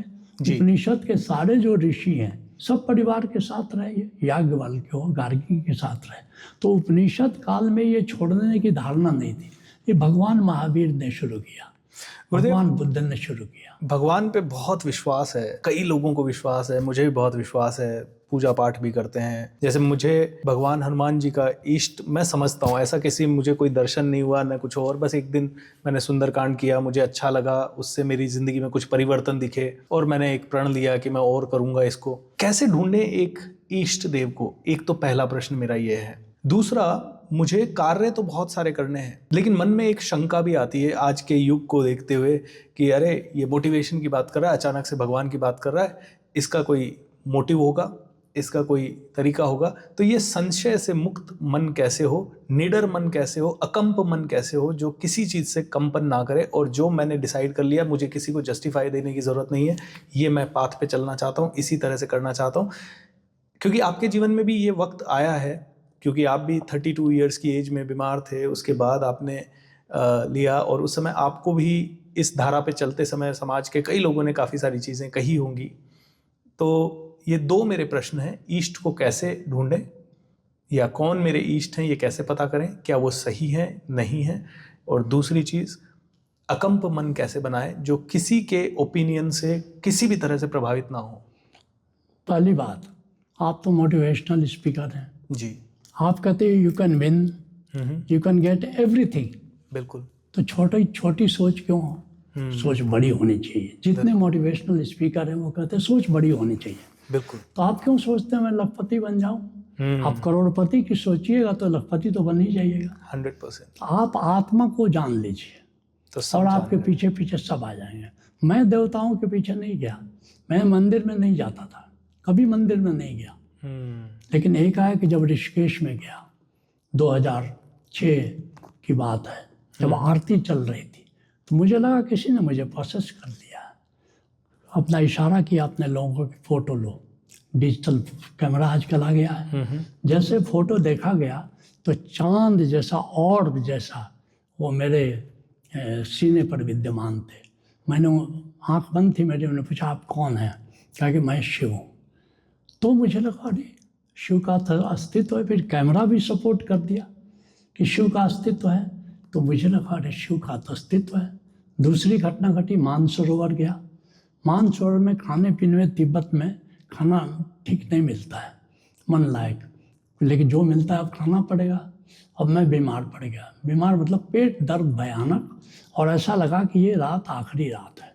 मैंने कहा कि ये मानसरोवर का क्षेत्र है, कैलाश का क्षेत्र है, मैंने सुना है कि शिव यहाँ पर विद्यमान है, तो मैं आपको पुकारता हूँ, या तो आप मेरा दर्द हरण करिए जी, तब मेरा भरोसा बढ़ेगा कि हाँ आप मुझसे प्रेम करते हैं, नहीं तो मेरा भरोसा तो खो जाएगा। थोड़ी देर में ही देखा कि एक चांद जैसी रोशनी आई और मेरे पेट के चारों तरफ घूमने लगी। मैंने पूछा आप कौन हैं? उनका मैं शिव शक्ति हूँ। मैंने कहा शिव या शक्ति? बोला कि दोनों। हमने कि कैसे आना हुआ? हमने तुम्ही ने बुलाया और पूछ रहे हो कैसे आना हुआ? हमने कि महाराज आपका प्रयोजन क्या है? उन्होंने कहा कि मैं तुम्हारा ये दर्द दूर करने वाला हूँ। और 2007 की संभवतः ये बात है। और उसके बाद दर्द गया कि मन तो मन है। मैंने कहा कि अभी दर्द चला गया, क्या पता कल फिर हो जाए। लेकिन उसके बाद आज तक कोई पेट में मेरे दर्द नहीं हुआ। तो जब घटनाएं घटने लगेगी तब आपको भरोसा आएगा जी, है ना। उनके कई रूप हैं, जैसे भगवान विष्णु हैं, भगवान विष्णु के राम भी उनके अंश हैं, कृष्ण भी उनके अंश हैं। वैसे शिव जी के आदि शंकराचार्य भी स्वरूप हैं, गुरु गोरखनाथ उनके स्वरूप हैं। तो जिस रूप से आपको स्नेह है आप देखिएगा उसी रूप में वो किसी न किसी माध्यम से आप प्रकट होंगे। लेकिन शिव जिसका आराधना करते हैं, जिसका विष्णु आराधना करते हैं, वो कौन है? वो तो ब्रह्म है। तो आप छोटी मोटी मत ये करिए, आप प्रेम करते रहिए, आप हनुमान जी से प्रेम करते रहिए, लेकिन साधना आत्मा की करिए, साधना ब्रह्म की करिए। और आप देखिए कि चमत्कारिक रूप से हनुमान जी आपको दर्शन देंगे। आप उनके पीछे क्यों जाइएगा दर्शन करने के? कबीरा मन निर्मल भया जैसे गंगा नीर, पीछे पीछे हरि चले कहत कबीर कबीर। कबीर कहते कि मैं हरि के पीछे नहीं गया, मेरा मन निर्मल हुआ और मेरे पीछे चले आए। तो आप साधना ब्रह्म की करिए, ब्रह्म से प्रेम करिए, फिर ब्रह्म से प्रेम करने वाले आपके को लवर्स हो जाएंगे। शिव हो, हनुमान हो, ये विष्णु हो, सब किसको प्यार करते हैं? वो ब्रह्म को प्यार करते हैं। विष्णु मंदिर है हमारे आश्रम में, मैं रोज जाता हूँ, नियमित रूप से जाता हूँ, और जैसे आपसे बात कर रहा हूँ उनसे बात करता हूँ। लेकिन आप उच्चतम जो शिखर है साधना का, वो ब्रह्म से प्रेम है। तो गुरुदेव, आपके ऊपर ये विशेष कृपा क्यों? पुराने जन्मों का प्रताप, या साधना का प्रताप, या माता पिता की साधना का प्रताप? ये सबका योगदान है, सबका योगदान है। क्योंकि मैं अपने पिछले 10-12 जन्म जानता हूँ, और हर जन्म में ऋषि ही रहा, हर जन्म में संत ही रहा। लेकिन कुछ अपना पुरुषार्थ तो करना पड़ेगा, क्योंकि सब आप भूल जाएंगे। अगले जन्म में हो सकता है कि मैं जब आऊँ 100 वर्ष आऊँ, 100 वर्ष बाद आऊँ, तो उस समय मेरी गद्दी पर कौन होगा? मेरे शिष्य के शिष्य के शिष्य का शिष्य होगा कि नहीं? अब वो ऊपर बैठेगा, मैं नीचे बैठूंगा, और मेरी बताई हुई बातें मुझे फिर से सीखनी पड़ेगी। और सच कहिए तो ये जो विस्तार मैंने किया अपने लिए किया, ताकि अगली बार आऊँ तो ज़्यादा भटकना नहीं पड़े। क्या बात है। अभी मेरे ऊपर भी ये कृपा हो जाए, उसके लिए मैं क्या करूं? और जल्दी से जल्दी ये कृपा हो जाए, उसके लिए क्या करूं? देवताओं की कृपा तो रहती है सब पर, केवल उसको अनुभव करना पड़ता है। जी। जैसे मैं बताऊं कि देवताओं की नियुक्ति ही की गई है कि लोगों की मदद करो, वो इस रोल में है। तो सारे मिस्टिक ग्रुप, सारे देवता हमारी मदद के लिए बने हैं, उनकी नियुक्ति हुई है हमारी मदद के लिए। जैसे पुलिस है, तो पुलिस की नियुक्ति है हमारी मदद के लिए। कोई हम पर कृपा वो नहीं कर रहे हैं, हम जा रहे हैं कि यहाँ गड़बड़ी है ठीक करिए, वो कृपा नहीं कर रहे, उनकी तो ड्यूटी है, ये भगवान इंद्र की ड्यूटी है। हम तो केवल पॉइंट आउट कर रहे हैं कि यहाँ आपके सहयोग की ज़रूरत है, वे करते हैं। और कब लेकर कि जैसा मैंने आपको बताया कि मैं बिल्कुल नहीं मानता था, क्योंकि ओशो का शिष्य था, तो तर्क वाली बात ज़्यादा थी, और ओशो ने भी देवताओं की बात की है, गीता पर बोलते हुए देवताओं की बात की है। बाद में उन्होंने देवताओं की बात करना छोड़ दिया, केवल शुद्ध निराकार अध्यात्म में वे चले गए, उस पर बोलते हुए रहे। तो इससे एक भ्रम पैदा हो गया कि ओशो देवताओं को नहीं मानते। नहीं, कोई भी आज उनके गीता का प्रवचन पढ़ सकता है, देख सकता है, तो देवताओं का अस्तित्व है, और वो हमें सहयोग करने के लिए लालायित है। सहयोग लेने के लिए मित्रता जरूरी होता है। गुरुदेव, यहाँ पे कई सारे लोग इस चीज़ से अनभिज्ञ हैं। जैसे आपकी मित्रता है इंद्रदेव से, बट मेरी नहीं है। अब मैं और हज़ारों लोग हम आके एक यज्ञ करें, क्योंकि बारिश होनी चाहिए, बहुत गर्मी पड़ रही है, इंद्रदेव का आह्वान करें, तो क्या इंद्रदेव हम पे प्रसन्न होंगे? या हज़ारों लोग कर रहे हैं फिर भी टेम्परेचर बढ़ ही रहा है, तो क्यों प्रसन्न नहीं हो रहे? नहीं, सवाल ये नहीं है। कोई भी देवता आप सबको प्यार नहीं करता, हम ही हैं, आप हैं कि आप सबको मित्र जैसा मानते हैं। बिल्कुल। लेकिन लाखों लोग साथ में बैठ के कर रहे हैं। जैसे अमरेश झा जी की बात मान करके आप यहाँ पर आए जी। लेकिन क्या सबकी बात मान करके आप सब जगह चले जाएंगे? नहीं, बिल्कुल नहीं। तो सीमाएं हैं अपनी, हर देवता की सीमा है।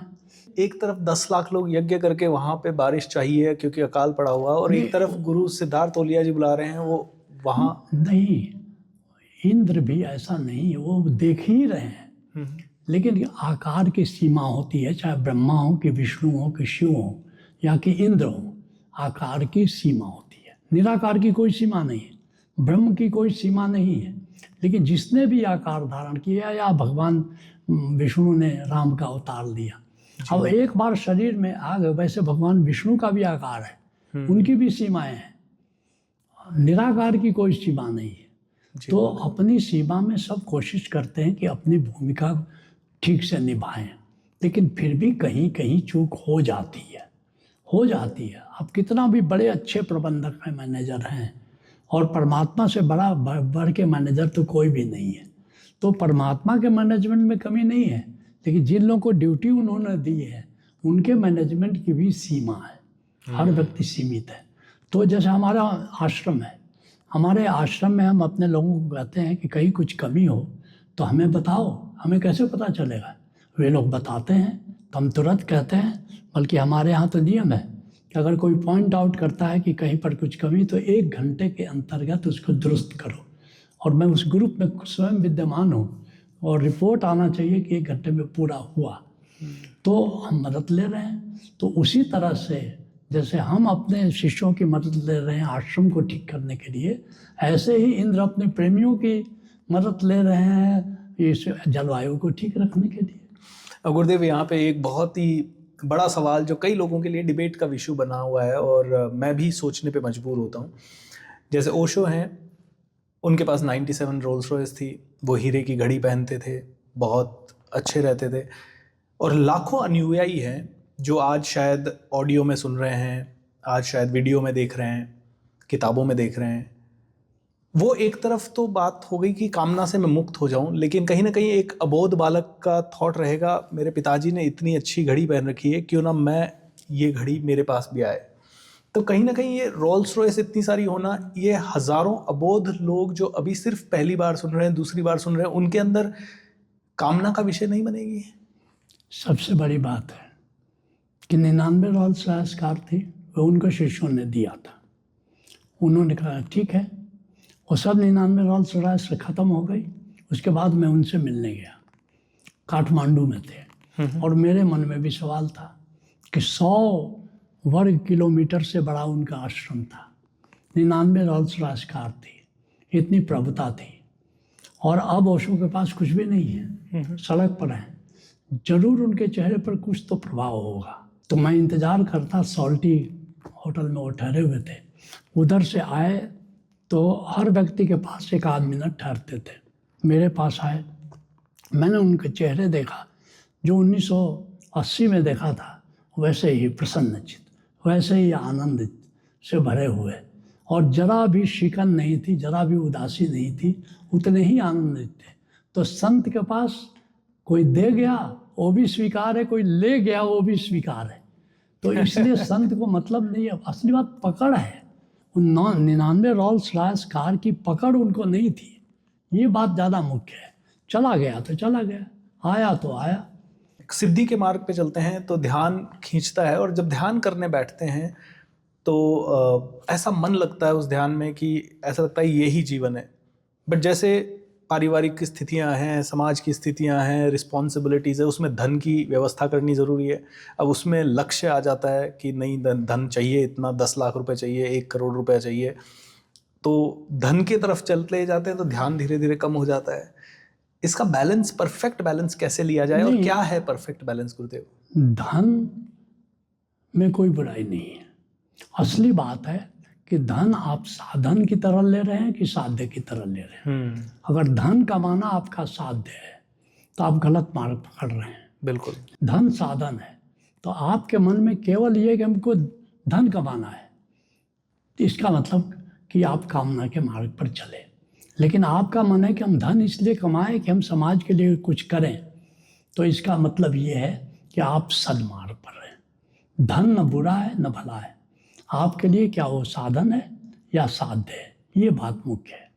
वाह, बहुत ही यूज़फुल ये मेरे लिए है। और गुरुदेव, यहाँ पे एक जुड़ा हुआ प्रश्न आता है, किस्मत में लिखा है वो ही मिलेगा, उससे ज़्यादा नहीं मिलेगा, जब किस्मत कहेगी समय आएगा तभी मिलेगा। इस पे मैं अपनी प्रतिक्रिया, मतलब इस पे मैं विश्वास ज़्यादा करूँ कि मैं तो अभी किस्मत से यहाँ बैठा हूँ, या मैं कर्म योग की तरफ ज़्यादा फोकस करूं कि विचार कर्म करके यहाँ पहुँचना है, मुझे गुरुदेव के चरणों में बैठना है, सीखना है, और फिर मैं सीखूं, या ये ऑटोमेटिक होने वाली घटनाएं हैं? क्योंकि किस्मत है या नहीं है, क्योंकि अगर एक डिस्कशन में जाते हैं तो ऐसा लगता है सब कुछ किस्मत से ही हो रहा है, मतलब सब कुछ डेस्टिन्ड है, कहीं ना कोई डेस्टिनी प्ले कर रही है रोल। और एक तरफ एक अहंकारी मन है जो कहता है नहीं नहीं, हमने डिसीजन लिया, हम यहाँ गए, हमारी ये बात हुई, और उसके बाद हम ये शिक्षा लेंगे, इस शिक्षा के हिसाब से हम उसे प्रैक्टिस करेंगे, फिर हम यहाँ पहुँच जाएंगे। इसका उत्तर हमने अपने आनंद गीता के एक पद में दिया है जी। हम अपना लिखते भाग्य स्वयं, पर समय बीत जब जाता है, खुद का ही लिखा न पढ़ पाते, अक्षर धुंधला हो जाता है। हम खुद ही लिखते आत्मकथा, मत कहो विधाता ने लिखा, पुरुषार्थम शरणम गच्छामि, भजो ओशो शरणम गच्छामि। क्या ये बात बात बिल्कुल ठीक है कि किस्मत से होता है, लेकिन किस्मत या भाग्य जिसको कहते हैं वो लिखता कौन है? पुरुषार्थ की कलम से वो लिखा जाता है। ये कार्मिक नियम है कि आप जो आज करते हैं, जो आप बोएंगे वही कल काटेंगे। आप कहेंगे किस्मत से हमको फसल मिली, किस्मत लेकिन गढ़ा किसने? आपने बीज बोया, आपने सिंचाई की, आपने खाद डाला, वो किस्मत बन करके आया और आपने फसल काटी। आज जो भी हमको प्राप्त हो रहा है, हमने अपने विगत जन्मों में जो किया या आज से पहले इस जन्म में जो किया, वही हमारे सामने भाग्य बन करके आता है। गुरुदेव, कई बार एक छोटा बच्चा होता है ना, 1 साल का बच्चा है, खेलते खेलते हौद में गिर गया, अभी हमारे किसी मिलने वाले का बच्चा, और डेथ हो गई। कोई छोटा बच्चा है, पैदा होते ही हार्ट में होल है, 6 महीने तड़पता है हॉस्पिटल में और चला जाता है। ये उसके पुराने जन्मों का कर्म है या उसके माता पिता के पुराने जन्मों का कर्म है?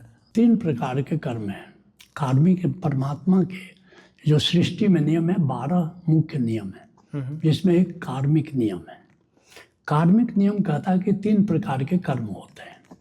एक होता है संचित कर्म, अर्थात आपने जो भी काम किए विगत जन्मों से लेकर के आज तक, वो एक जगह संचित होता है आपकी चिप में, आपके कंप्यूटर में संचित होता है, आपके मदर क्राफ्ट में। वो मदर क्राफ्ट स्पिरिट वर्ल्ड में होता है, उसका एक अंश बन करके हम आते हैं और फिर यहाँ मृत्यु के बाद जब जाते हैं तो अपने मदर क्राफ्ट से मिल जाते हैं। तो उस मदर क्राफ्ट का में वो चिप में आप उसके सारे जन्मों की कहानी है, जो हमारे यहाँ महाजीवन प्रज्ञा कार्यक्रम चलता है, जहाँ आपके पिछले जन्मों को दिखाते हैं। तो वो सब कहानी आपके भीतर टेप जो है, बायो टेप जिसको कहते हैं, उसमें विद्यमान है। तो इस तरह वो कहानी जो चलती है, तो ये सारे कर्म संचित कर्म हो गए, राइट। अब जब जन्म आप लेते हैं तो उसमें आपके जो एल्डर्स हैं, करीब 13 का ग्रुप होता है, तो उसमें डिसाइड होता है, आपसे पूछा जाता है किन किन कर्मों का भोग आपको भोगना चाहते हैं, आप बताइए।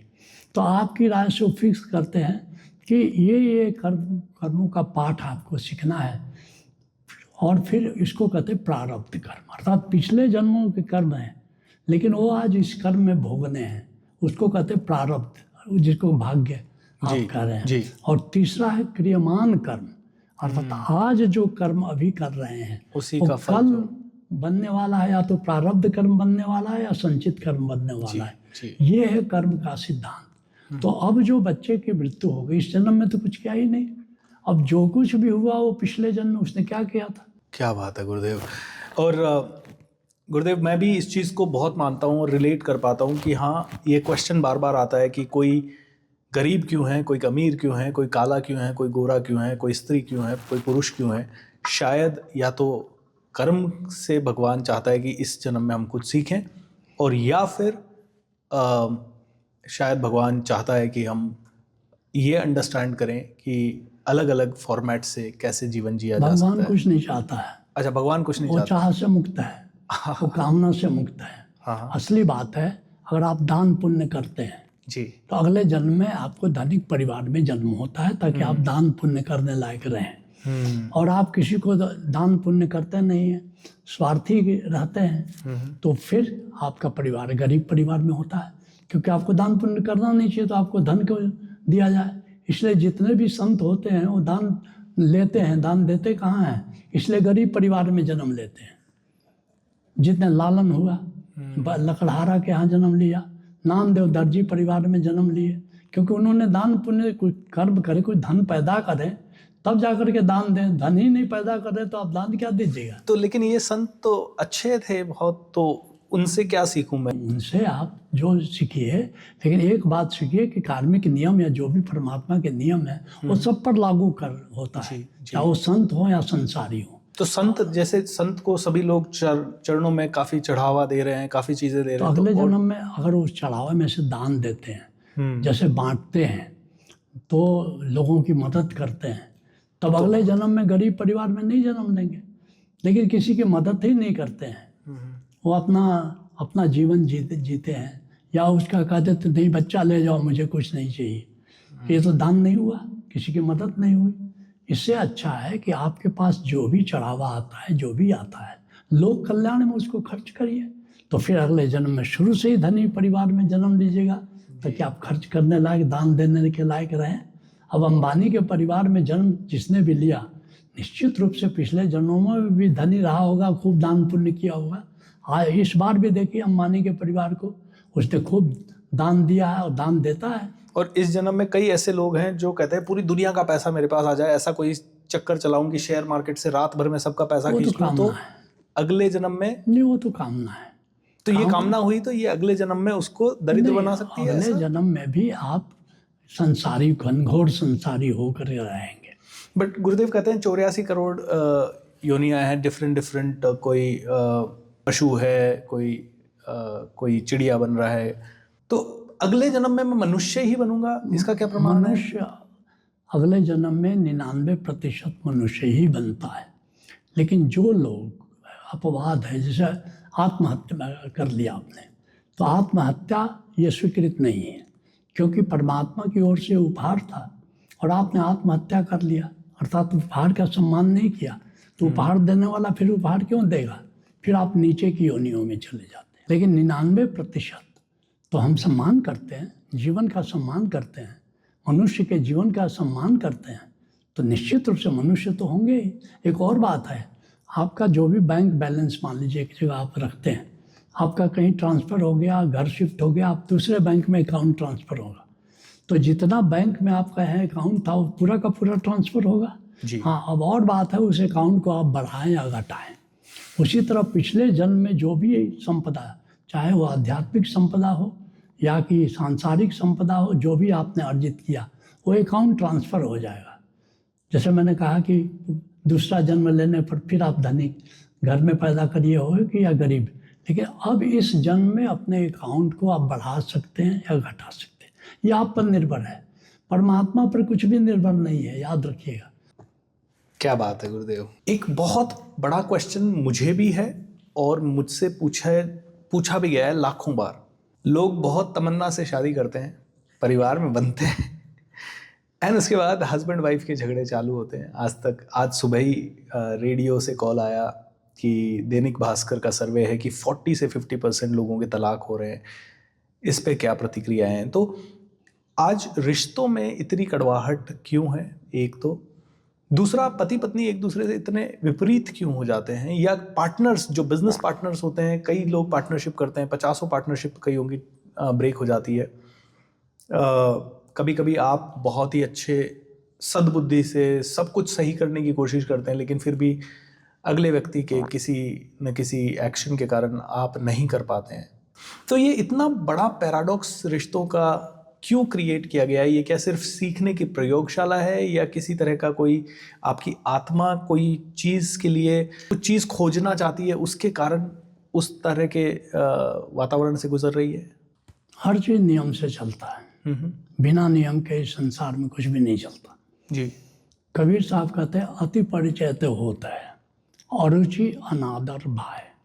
जब परिचय ज़्यादा हो जाता है, ज़्यादा घनिष्ठता बढ़ती है, तो उससे क्या हो जाता है, एक दूसरे में अरुचि हो जाती है, सम्मान नहीं रहता। जैसे मलयागिरी की भीलनी, मैसूर में चंदन के पेड़ बहुत है जंगलों में, वहाँ जो भीलनी होती है, जो जंगल में रहती है, वो चूल्हे में जला देती है चंदन को। ठीक यही स्थिति स्त्री और पुरुष का, पति का होता है कि शुरू में आकर्षण रहता है, धीरे धीरे परिचय जैसे जैसे बढ़ता है, एक दूसरे को जितना हम जानते हैं, धीरे धीरे उसमें अरुचि हो जाती है। वैसे भी प्रेम आकर्षण पर बेस्ट है, जैसे गुरुत्वाकर्षण है, उसी तरह से प्रेम में भी आकर्षण है, चेतना और चेतना के बीच में। लेकिन ये आकर्षण जो है दीर्घकालिक नहीं है। आकर्षण का नियम है कि अल्पकालिक होगा। अच्छा। तो इसलिए ओशो कहते हैं कि जितने भी संबंध हैं, अंत में मैत्री पर जाना चाहिए। मैत्री प्रेम से हायर है।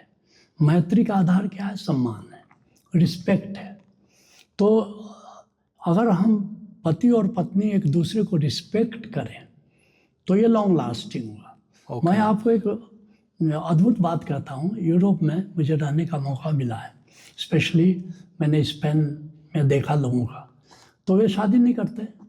90% लोग शादी नहीं करते, लिविंग रिलेशन में रहते हैं। लेकिन उनका लिविंग रिलेशन हमारे विवाह से ज़्यादा स्थायी है। जब तक आत्मा में स्थित प्रेम से हम नहीं जुड़ते हैं तब तक हम बाहर संसार के प्रति ज़्यादा दिन प्रेम में नहीं रह सकते। लेकिन उसी तरह मैत्री भी हमारे आत्मा में विद्यमान है। वो मैत्री भाव से हमारा अगर जोड़ बन जाता है तो सबके प्रति हम मित्र हो सकते हैं। लेकिन अगर नहीं भी जाने तो मैत्री भाव ज़्यादा टिकाऊ है और प्रेम भाव इतना टिकाऊ नहीं है। आज जो तलाक हो रहे हैं सिर्फ इसलिए हो रहे हैं कि हम आशा करते हैं कि कल जितनी आकर्षक मेरी पत्नी दिखती थी आगे भी दिखे, तो नहीं दिखेगी। कल जितना पति हमारे लिए आकर्षक दिखता था उतना ही आकर्षक दिखे, ऐसे तो नहीं होगा। तो पति और पत्नी का जो तलाक है या पति और पत्नी एक दूसरे की ओर 36 करके रहते हैं तो ये बिल्कुल स्वाभाविक है। बल्कि मैं तो आश्चर्य करता हूँ कि तलाक होता क्यों नहीं है, होना चाहिए।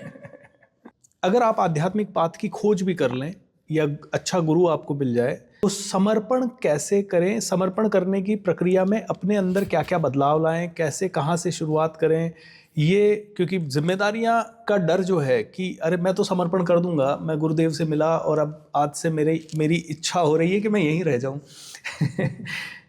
लेकिन ये समर्पण आएगा कैसे? ये समर्पण आने से पहले वो डर जो है उस डर को हटाया कैसे जाए? जी, समर्पण क्या है? समर्पण है रचना जो भी परमात्मा की है ये बिल्कुल ठीक है, ऐसी होनी चाहिए। हम क्या सोचते हैं ये चोर क्यों बनाया, डकैत क्यों बना दिया, बगदादी क्यों बना दिया। मैं पूछता हूँ लोगों से कि ये बताओ कि कोई फिल्मकार अगर फिल्म बनाता है तो विलेन क्यों बना देता है, खलनायक क्यों बनाता है, इंटरेस्टिंग हो। ऐसे ये संसार लीला है, लीला में कुछ खलनायक होने चाहिए, कुछ नायक होने चाहिए। रावण होगा तभी राम का रावण भी अस्तित्व होना आएगा। चाहिए। रावण को हटा दो तो रामायण में बचता क्या है, कुछ भी नहीं बचता है। तो परमात्मा ने शुभ अशुभ दोनों की रचना की ताकि खेल चलता रहे जी। और परमात्मा की रचना को जो कहते हैं स्वीकार कर लेना। राम के साथ रावण की भी जरूरत है, ये स्वीकार कर लेना, इसका नाम है सम्यक समर्पण।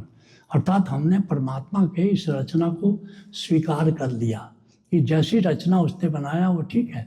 जब मैंने पहली बार जब ये बात कही उस समय स्वधर्म योग लेते थे तो हमने कहा कि किसी को इस रचना में गड़बड़ लगता है तो मुझको बताना, क्योंकि एक रात परमात्मा ने स्वप्न दिया कि तुम 24 घंटे के लिए सृष्टि के मालिक हो। तुम जो कानून में हमारे विधान में जो भी तुम प्रस्ताव करोगे मैं उसको स्वीकार कर लूँगा। हमने कहा परमात्मा ऐसा कर मृत्यु को हटा लो। बोला हटा लिया और 20 साल उसने कैलेंडर घुमा दिया। कहा कि अब आप अपनी सृष्टि को देखो, जिधर देखा बुढ़े बुढ़े, लंगड़े लंगड़े, तो कोई पीठ झुका हुआ, रचना इतनी क्रूर। मैंने कहा परमात्मा 24 घंटे में कितना मिनट बाकी है? बोला 5 मिनट।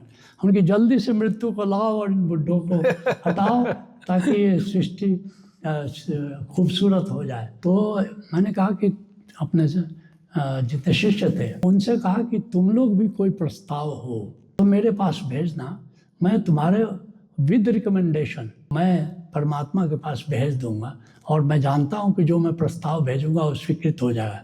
तो कानपुर के एक व्यक्ति ने भेजा, जब तक पिता जिंदा है तब तक पुत्र को नहीं मरना चाहिए, पिता की जिंदगी में पुत्र नहीं मरना चाहिए। हमने कहा ठीक है मैं प्रस्ताव भेज देता हूँ परमात्मा को, लेकिन एक सवाल है कि तब तक जितने आतंकवादी हैं सब अमर हो जाएंगे, अब क्या कहते हो? तो बोला कि नहीं आपने भेजा तो नहीं प्रस्ताव और आज ये घटना 20 साल से ये बात अपने लोगों को कहता हूँ और मेरे लोगों ने एक प्रस्ताव नहीं भेजा है अभी तक जी। कि सृष्टि के नियम में कुछ भी परिवर्तन किया जाए। इसलिए हमारे सब लोग जानते हैं पर जैसी रचना है वो ठीक है, इसका नाम सम्यक समर्पण है। अब गुरुदेव यहाँ पे मेरा एक बहुत अच्छा प्रश्न है और ये प्रश्न इसलिए है, ये जो ज्ञान मुझे मिल रहा है ये लाखों लोगों को, करोड़ों लोगों को मिलना चाहिए और आपने इसका प्रचार अभी तक आप मीडिया में इतने नहीं आए, आपने इसका इतना ज़्यादा प्रचार क्यों नहीं किया? क्योंकि मेरा या कोई भी बुद्धिजीवी इंसान है वो कहेगा कोई अच्छी चीज़ है तो उसे ज़्यादा से ज़्यादा लोगों को बांटनी चाहिए। बुद्धा को एनलाइटनमेंट हुआ तो उन्होंने लाखों लोगों को ये शेयर किया, ओशो को एनलाइटनमेंट हुआ तो उन्होंने भी काफ़ी लोगों को शेयर किया, आप भी शेयर कर रहे हैं, लेकिन इसका इतना ज़्यादा प्रचार प्रसार क्यों नहीं कर रहे हैं? या आप देख चुके हैं कि ये ऑटोमेटिकली होने ही वाला? क्योंकि ओशो ने अपनी एक बात में कहा था कि जब मैं शरीर छोड़ दूंगा तब मैं ज़्यादा रेलेवेंट हो जाऊंगा। मेरे माध्यम से काम कर रहे हैं, मैं हूँ उनका उत्तराधिकारी। अब आपके प्रश्न का जवाब देता हूँ। चाइनीज कहावत है कि 100 चलते हैं कोई एक पहुँचता है, लेकिन हजारों लोगों में से कुछ ही लोग चलते हैं। और जो चलते हैं पहले तो चलते नहीं, किस मार्ग से जाएं इसी में अटक जाते हैं। इसका उत्तर बच्चन ने दिया है, मधुशाला उनकी किताब है। वो कहते हैं कि मधुशाला जाने को घर से चलता है पीने वाला, क्या किस पथ से जाऊं असमंजस में है वो भोला भाला। अलग अलग पथ बतलाते सब लेकिन मैं बतलाता हूँ, राह पकड़ तू एक चला चल पा जाएगा मधुशाला। लोग चलते नहीं हैं और रुके हुए हैं, और जो चलते भी हैं वो रास्ते में अटक जाते हैं या भटक जाते हैं, रास्ते में रुक जाते हैं। एक चाइनीज जो दोनों शिष्य थे, एक ही गुरु भाई थे, कि मेरा कोई योग्य शिष्य नहीं, तुम एक शिष्य भेजो ताकि मैं उसको अपनी गद्दी पर बिठाऊं। एक शिष्य मांगा था, उसने 100 भेज दिए। और वहाँ पर जाते जाते कोई रास्ते में किसी भी लड़की के प्रेम में पड़ गया, किसी को धनपति के यहाँ न्योता आ गया कि तुम मेरे पास आ जाओ। 99 रुक गए और एक पहुँचा। तो उस गुरु ने कहा कि इतना तुम पर कॉन्फिडेंस था कि एक ही व्यक्ति भेजा, मैं तो सोचता था कि कई भेजेगा। तो उसने कहा हाँ, गुरु ने तो भेजे 100 थे, लेकिन मैं ही पहुंचा, बाकी रास्ते के प्रलोभनों में और फंस करके रह गए। तो यही है अध्यात्म, ऐसे ही चीज़ है। जब तक ईश्वर की कृपा नहीं तब तक कोई यहाँ पहुँचेगा नहीं। हाँ, तब तक इस संतत्व के मार्ग पर लोग पहुँचते नहीं। और यहाँ पर आने पर तो बहुत छटनी है। क्यों? ओशो के चारों, ओशो एक जीवित एक जलती मशाल थे, लेकिन कितने लोग ओशो तक पहुँचे? क्योंकि वहाँ आ गए। जो मैं बातें कर रहा हूँ आपका कल यूट्यूब में आएगा, कितने लोग विरोध करेंगे कि ये क्या कह रहे हैं। ओशो का भी विरोध हुआ। हमारे अपने लोग, ओशो के सन्यासी, विरोध करते हैं कि ये ओशो से हट के बातें कर रहे हैं, और एक धुंध छाया हुआ है। कई सारे संत अगर कह रहे हैं, जैसे आप प्रेमानंद जी महाराज हैं, वो कह रहे हैं नाम जप करो। ओशो ने कभी भी नाम जप के बारे में नहीं कहा। और मैं जब लॉजिकल तरीके से, अगर लॉजिकल माइंड से सोचूं, तो एक बहुत ही गांव में बैठा हुआ व्यक्ति है या कोई दूर बैठा हुआ व्यक्ति है, उसके जीवन में कुछ परेशानियां हैं, लेकिन उसके 3 बच्चे हैं, माता पिता हैं, कमाना है, सुबह से लेकर रात तक वो व्यस्त है। अब उसे समझ नहीं आता कि वो ओशो को कैसे समझे, क्योंकि ना किताब पढ़ने का समय, न प्रवचन सुनने का समय। एंड जब वो प्रेमानंद जी महाराज को सुनता है तो वो कहता है कि नाम जब कलयुग केवल नाम आधारा, सुमिर सुमिर जग उतरे ही पारा। ये तुलसीदास जी महाराज ने भी कहा है रामचरितमानस में। तो मैं करूं या ना करूं, पहली बात।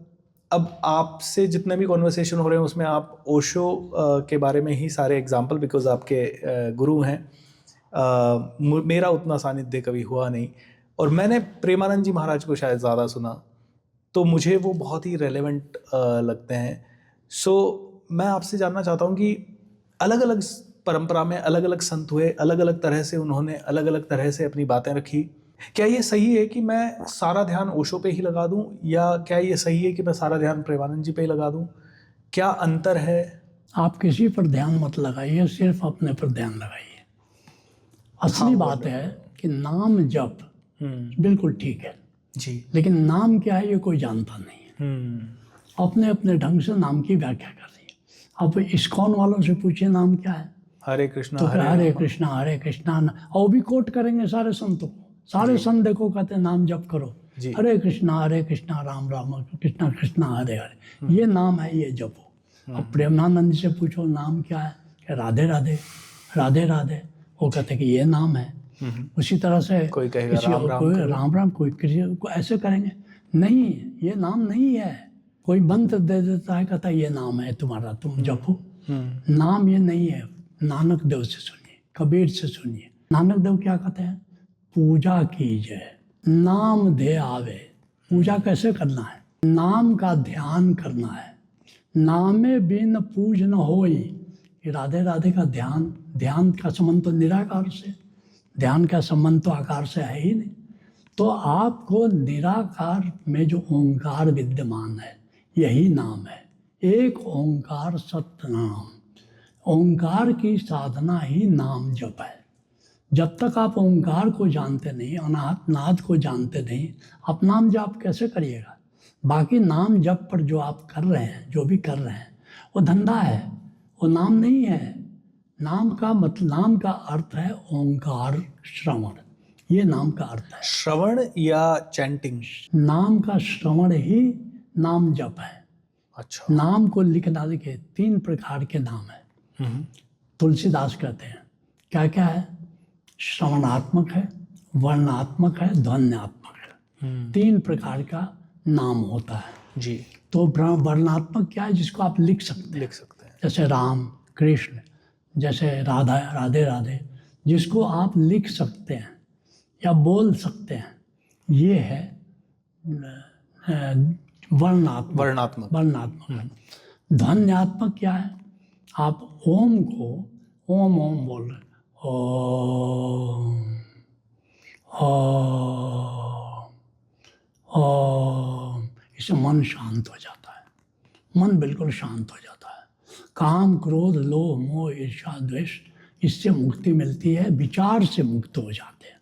जब आप लिख रहे हैं तो विचार से मुक्त नहीं है, लेकिन जब ओम ओम की ध्वनि कर रहे हैं तो आप विचार से मुक्त हो जाते हैं। इसका नाम है ध्वन्यात्मक। वैसे भी ओम ओम करने से ऊर्जा ऊपर चढ़ जाती है।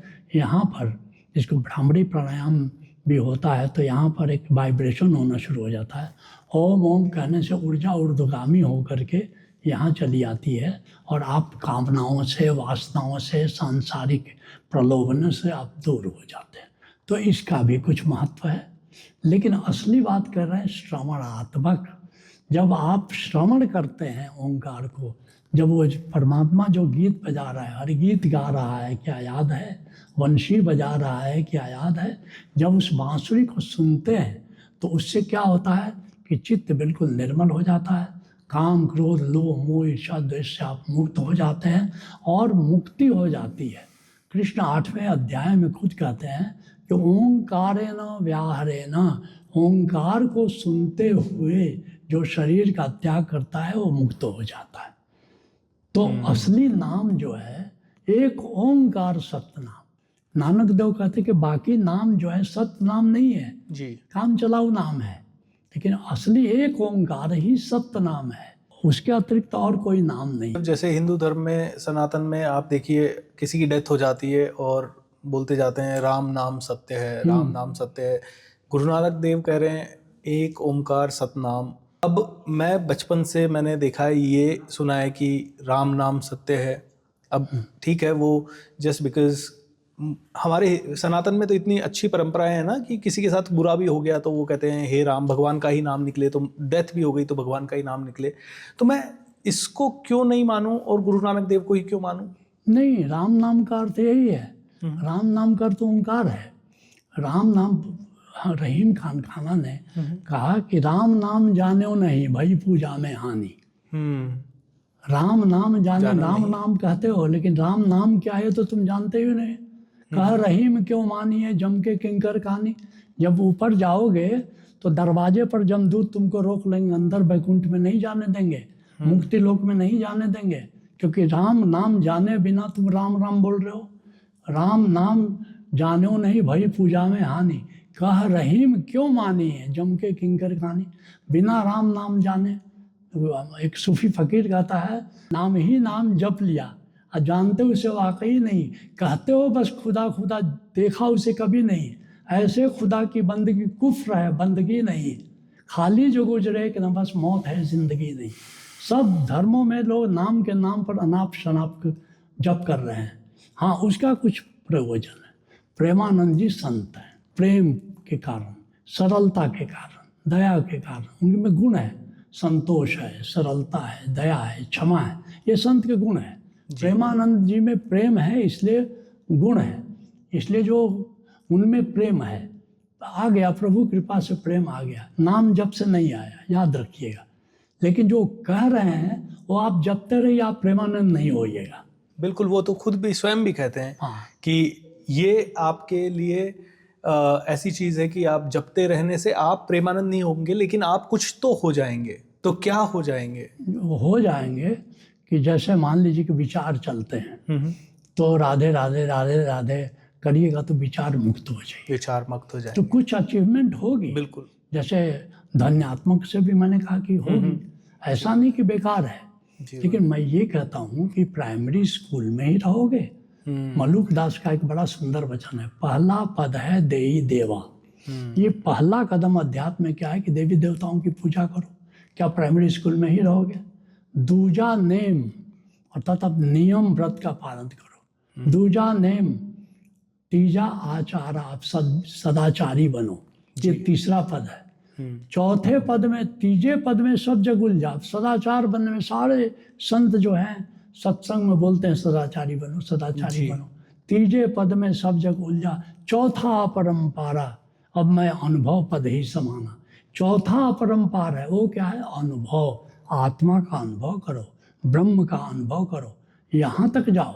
खुद शंकराचार्य जिन्होंने 4 धाम की स्थापना की, वे क्या कहते हैं? उत्तमो ब्रह्म सद्भाव, सबसे अच्छी साधना क्या है? ब्रह्म की साधना, ब्रह्म को जानो। ध्यान भावश्च मध्यमा, दूसरा उसके नीचे हाई स्कूल की शिक्षा क्या है? ध्यान करो और आत्मा को जानो। ध्यान भावश्च मध्यमा, स्तुति जप अधमो भावो, ये जो नाम जप के नाम पर तुम कर रहे हो और प्रार्थना कर रहे हो, या आपके हनुमान चालीसा पढ़ रहे हो, तो ये तीसरे स्तर पर आ जाता है, मिडिल स्कूल का है। और कहता स्तुति जप अधमो भावो, और बहिर्पूजा धमा धमा, और जो बाहर जो पूजा करते हो वो नर्सरी क्लास की शिक्षा है। तो ये बुरा नहीं है, बिना नर्सरी क्लास में जाए फर्स्ट क्लास में नहीं प्राइमरी में कैसे जाइएगा? बिना प्राइमरी के आप मिडिल स्कूल में कैसे जाइएगा? बिना हाई स्कूल कैसे जाए? तो कोई बेकार नहीं है। मेरा आग्रह है, संतों का आग्रह है, इस पर अटकना नहीं है, इससे ऊपर जाना है, ऊपर जाना है। तो गुरुदेव यहाँ पे 2 क्वेश्चन मेरे और आते हैं। जैसे तुलसीदास जी महाराज हैं, उन्होंने रामचरितमानस लिखी और उसमें भी ये है कि भाई कलयुग में आपको नाम जप करना है। एंड क्या ये तुलसीदास जी जैसे संत हैं जिनको खुद परमात्मा ने दर्शन दिए, तो उन्होंने ये पद सिर्फ एक कॉमन मैन जो अभी अध्यात्म की प्राथमिक सीढ़ी पे चढ़ने वाला है उसके लिए ही रेलेवेंट है, या ये सभी के लिए रेलेवेंट हो सकता है? तुलसीदास जी या उनके गुरु नरसिंह दास जी या उनके गुरु कबीर है रामानंद, स्वामी रामानंद, तो ये रामानंद के 12 शिष्य थे, वो 12 ब्रह्मज्ञानी थे जी। नरहरि दास भी ब्रह्मज्ञानी थे, उन्हीं के शिष्य तुलसीदास थे, वो भी ब्रह्मज्ञानी थे। बिल्कुल। पायो उपजा की कृपा लवलेश थे, मतिमंद तुलसीदास हो, पायो परम विश्राम राम समान प्रभु नाही कहो। ये तुलसीदास जी परम विश्राम को, मुक्ति को उपलब्ध हुए थे। लेकिन वो भी जिस नाम की, कलयुग केवल नाम आधारा, मतलब ओंकार ही आधार है। कलयुग में यज्ञ वैद्य ये सब काम नहीं करेगा, इसमें केवल ओंकार का श्रवण, ओंकार का अनुभव, और ओंकार के 15 आयाम हैं। उन 15 आयामों से परिचित होकर के ओंकार को जानने के बाद ही कोई आत्मा को जान सकता है, कोई ओंकार को जानने के बाद ही परमात्मा को जान सकता है। तो तुलसीदास जी उस ओंकार रूपी नाम की बात कर रहे हैं। जितना सुनते हैं उतना ही समझ में आता है कि क्या नहीं आता है और कौन कौन से चीज़ों में अटके हुए हैं, उन चीज़ों की अटकनों को छोड़ना होगा। एंड आज आपसे यहाँ मिलने का इतना बड़ा सौभाग्य मुझे मिला है। मैं चाहूँगा कि ये पॉडकास्ट तो आज हम यहीं करें, लेकिन आपसे एक वचन चाहूँगा, एक और पॉडकास्ट जब अगर मैं यहाँ आया 9, 10, 11, 12 को, तो एक और पॉडकास्ट आपके साथ करना चाहूँगा प्रोग्राम ख़त्म होने के बाद शायद, सो दैट मेरी और बहुत सारी पर्सनल जिज्ञासाएं हैं। मुझे नहीं पता कि श्रोताओं की इसमें क्या जिज्ञासाएं हैं, और शायद हो सकता है कि मैं जब शिविर में बैठूं तो मुझे बहुत सारा सवालों का स्वतः ही आंसर मिल जाए। बट आज 2-3 सवाल और लेके इस पॉडकास्ट को यहीं विराम देंगे। कई लोग बहुत तकलीफ़ में हैं, बहुत पीड़ा में हैं। अब मान लेते हैं कि उनके पास जन्म के कर्मा थे, इस जन्म के कर्मा हैं, लेकिन उस पीड़ा के समय वो ग्रेसफुली कैसे गुजर पाएं, कैसे उस पीड़ा के अनुभव में भी उनमें से हर एक इंसान को आध्यात्मिक अनुभूतियाँ हो जाए, कैसे हम उन तक थोड़ी हेल्प पहुँचा पाएं, ये उनके लिए क्या मैसेजेस आपके हो सकते हैं ताकि उनकी पीड़ा कम हो? सबके लिए ये संभव नहीं है, लेकिन गौतम बुद्ध का वचन है, बहुजन हिताय बहुजन सुखाय। हमारी जितनी क्षमता, हम अधिक से अधिक इसको फैलाएं, अधिक से अधिक बहुजन हित है, अधिक से अधिक लोगों तक ये बात पहुँचे। ये बात बहुत ज़रूरी है। गुरु नानक देव जी ने 4 लंबी यात्राएं की कि ओंकार का ज्ञान लोगों को हो जाए। उस जमाने में कहाँ गए, मक्का गए, बर्मा गए, चीन गए, तिब्बत गए, कहाँ कहाँ गए ताकि लोगों तक बात पहुँचे। लेकिन सबको तो नहीं हुआ। नानक के, भगवान राम के ज़माने में सबको तो आत्मज्ञान नहीं हुआ। बिल्कुल। भगवान कृष्ण के ज़माने में दुर्योधन तक उनके पास ही था, रिलेशन भी लगता था, लेकिन नहीं हुआ, सबको नहीं हुआ।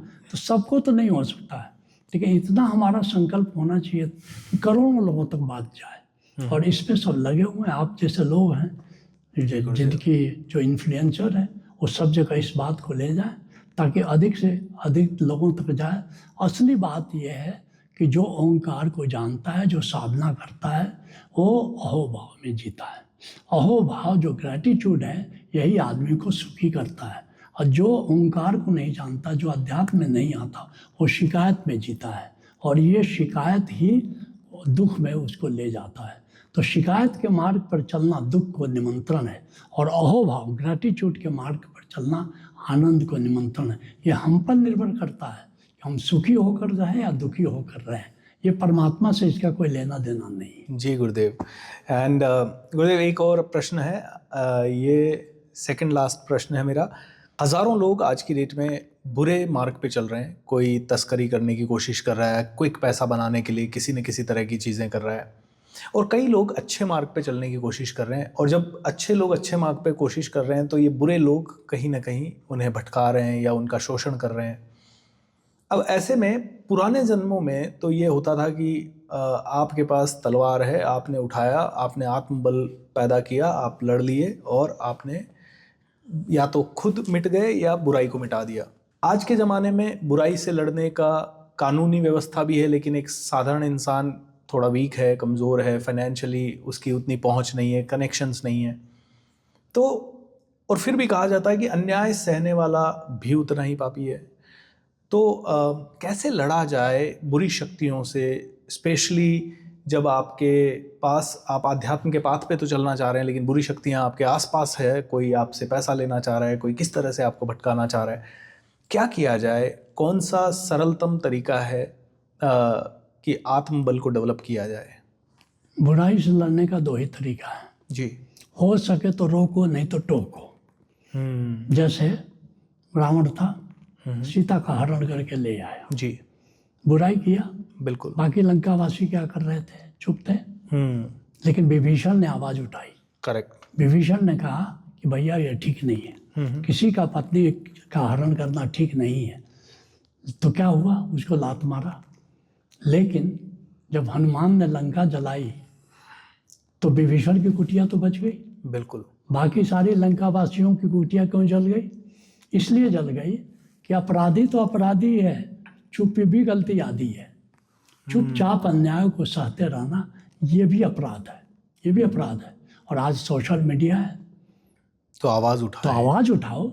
अगर मान लो रोक नहीं सकते हो तो कम से कम टोक तो सकते हो।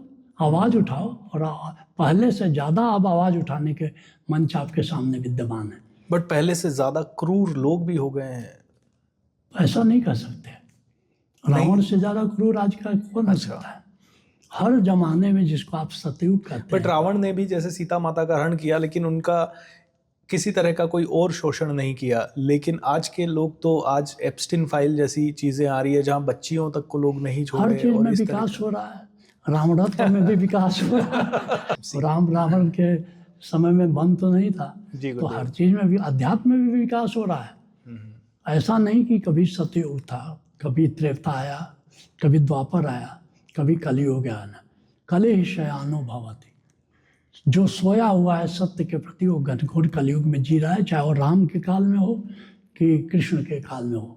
कले शयानो भवति संज्ञानस्तु द्वापर, जो थोड़ा सा जो उठ गया, उठ करके बैठ गया, संज्ञानस्तु द्वापर, सत्य के प्रति जो खोज के लिए उठ बैठा, वो द्वापर में पहुंच गया। संपद्यते त्रेतायाम, और उन्हें उत्तिष्ठत भी त्रेता, जो उठकर खड़ा हो गया कि अब मैं सत्य के मार्ग पर चलूँगा, वो त्रेता में पहुंच गया। और संपद्यते कृतयुगे, और पहला कदम जिसने सत्य की ओर उठा लिया वो सतयुग में पहुंच गया। इसलिए ऋषि का था चरय वेति चरय वेति चरय वेति चरय वेति, सत्य के दिशा में चलते रहो। अस्तो माँ सतगमय तमसो माँ ज्योतिर्गमय मृत्योर्मा अमृतम गमय, यही सूत्र है। क्या बात है गुरुदेव, बहुत मज़ा आया है मुझे इस पॉडकास्ट को करने में। आज तक जितने भी पॉडकास्ट किए उससे सबसे ज़्यादा आनंदित मैं यहाँ पे हुआ हूँ। बाकी पॉडकास्ट में फिर भी सवाल ऐसे होते हैं कि कौन से सवाल को पूछूं कि ये पॉडकास्ट ज़्यादा अच्छा चला जाए, ज़्यादा लोगों को पसंद आए, लेकिन आज यहाँ मैं समर्पण भाव से बैठ के मैंने अपनी जिज्ञासाओं को शांत करने के लिए पॉडकास्ट किया।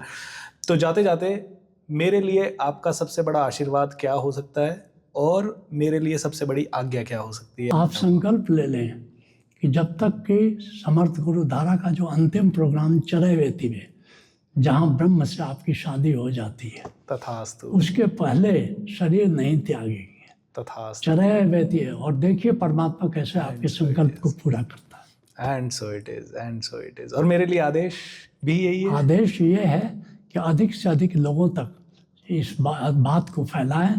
कम से कम एक जगह धुनी जल रही है, वहाँ सब आ सकते हो और ज्ञान को प्राप्त कर सकते हो। जय गुरुदेव, जय Hanuman. Thank you so much गुरुदेव, बहुत मज़ा आया and thank you so much. आप सभी को भी बड़ा मज़ा आएगा। इसे इस भाव से मत देखिएगा कि एक अलग से पॉडकास्ट है और देखते हैं हमें सूट करेगा तो करेंगे, नहीं करेगा तो नहीं करेंगे। इसे इस भाव से देखिएगा कि एक पूरी की पूरी आत्मज्ञान की क्लास है। एंड मेरी जिज्ञासाएं बहुत सारी थी जो मैंने प्रश्न के रूप में गुरुदेव के सामने रखी और बहुत ही सहज उत्तर आपने दिए गुरुदेव। इसी को कहते हैं एक सिद्ध पुरुष जो शायद हर एक संशय को मिटा सकता है।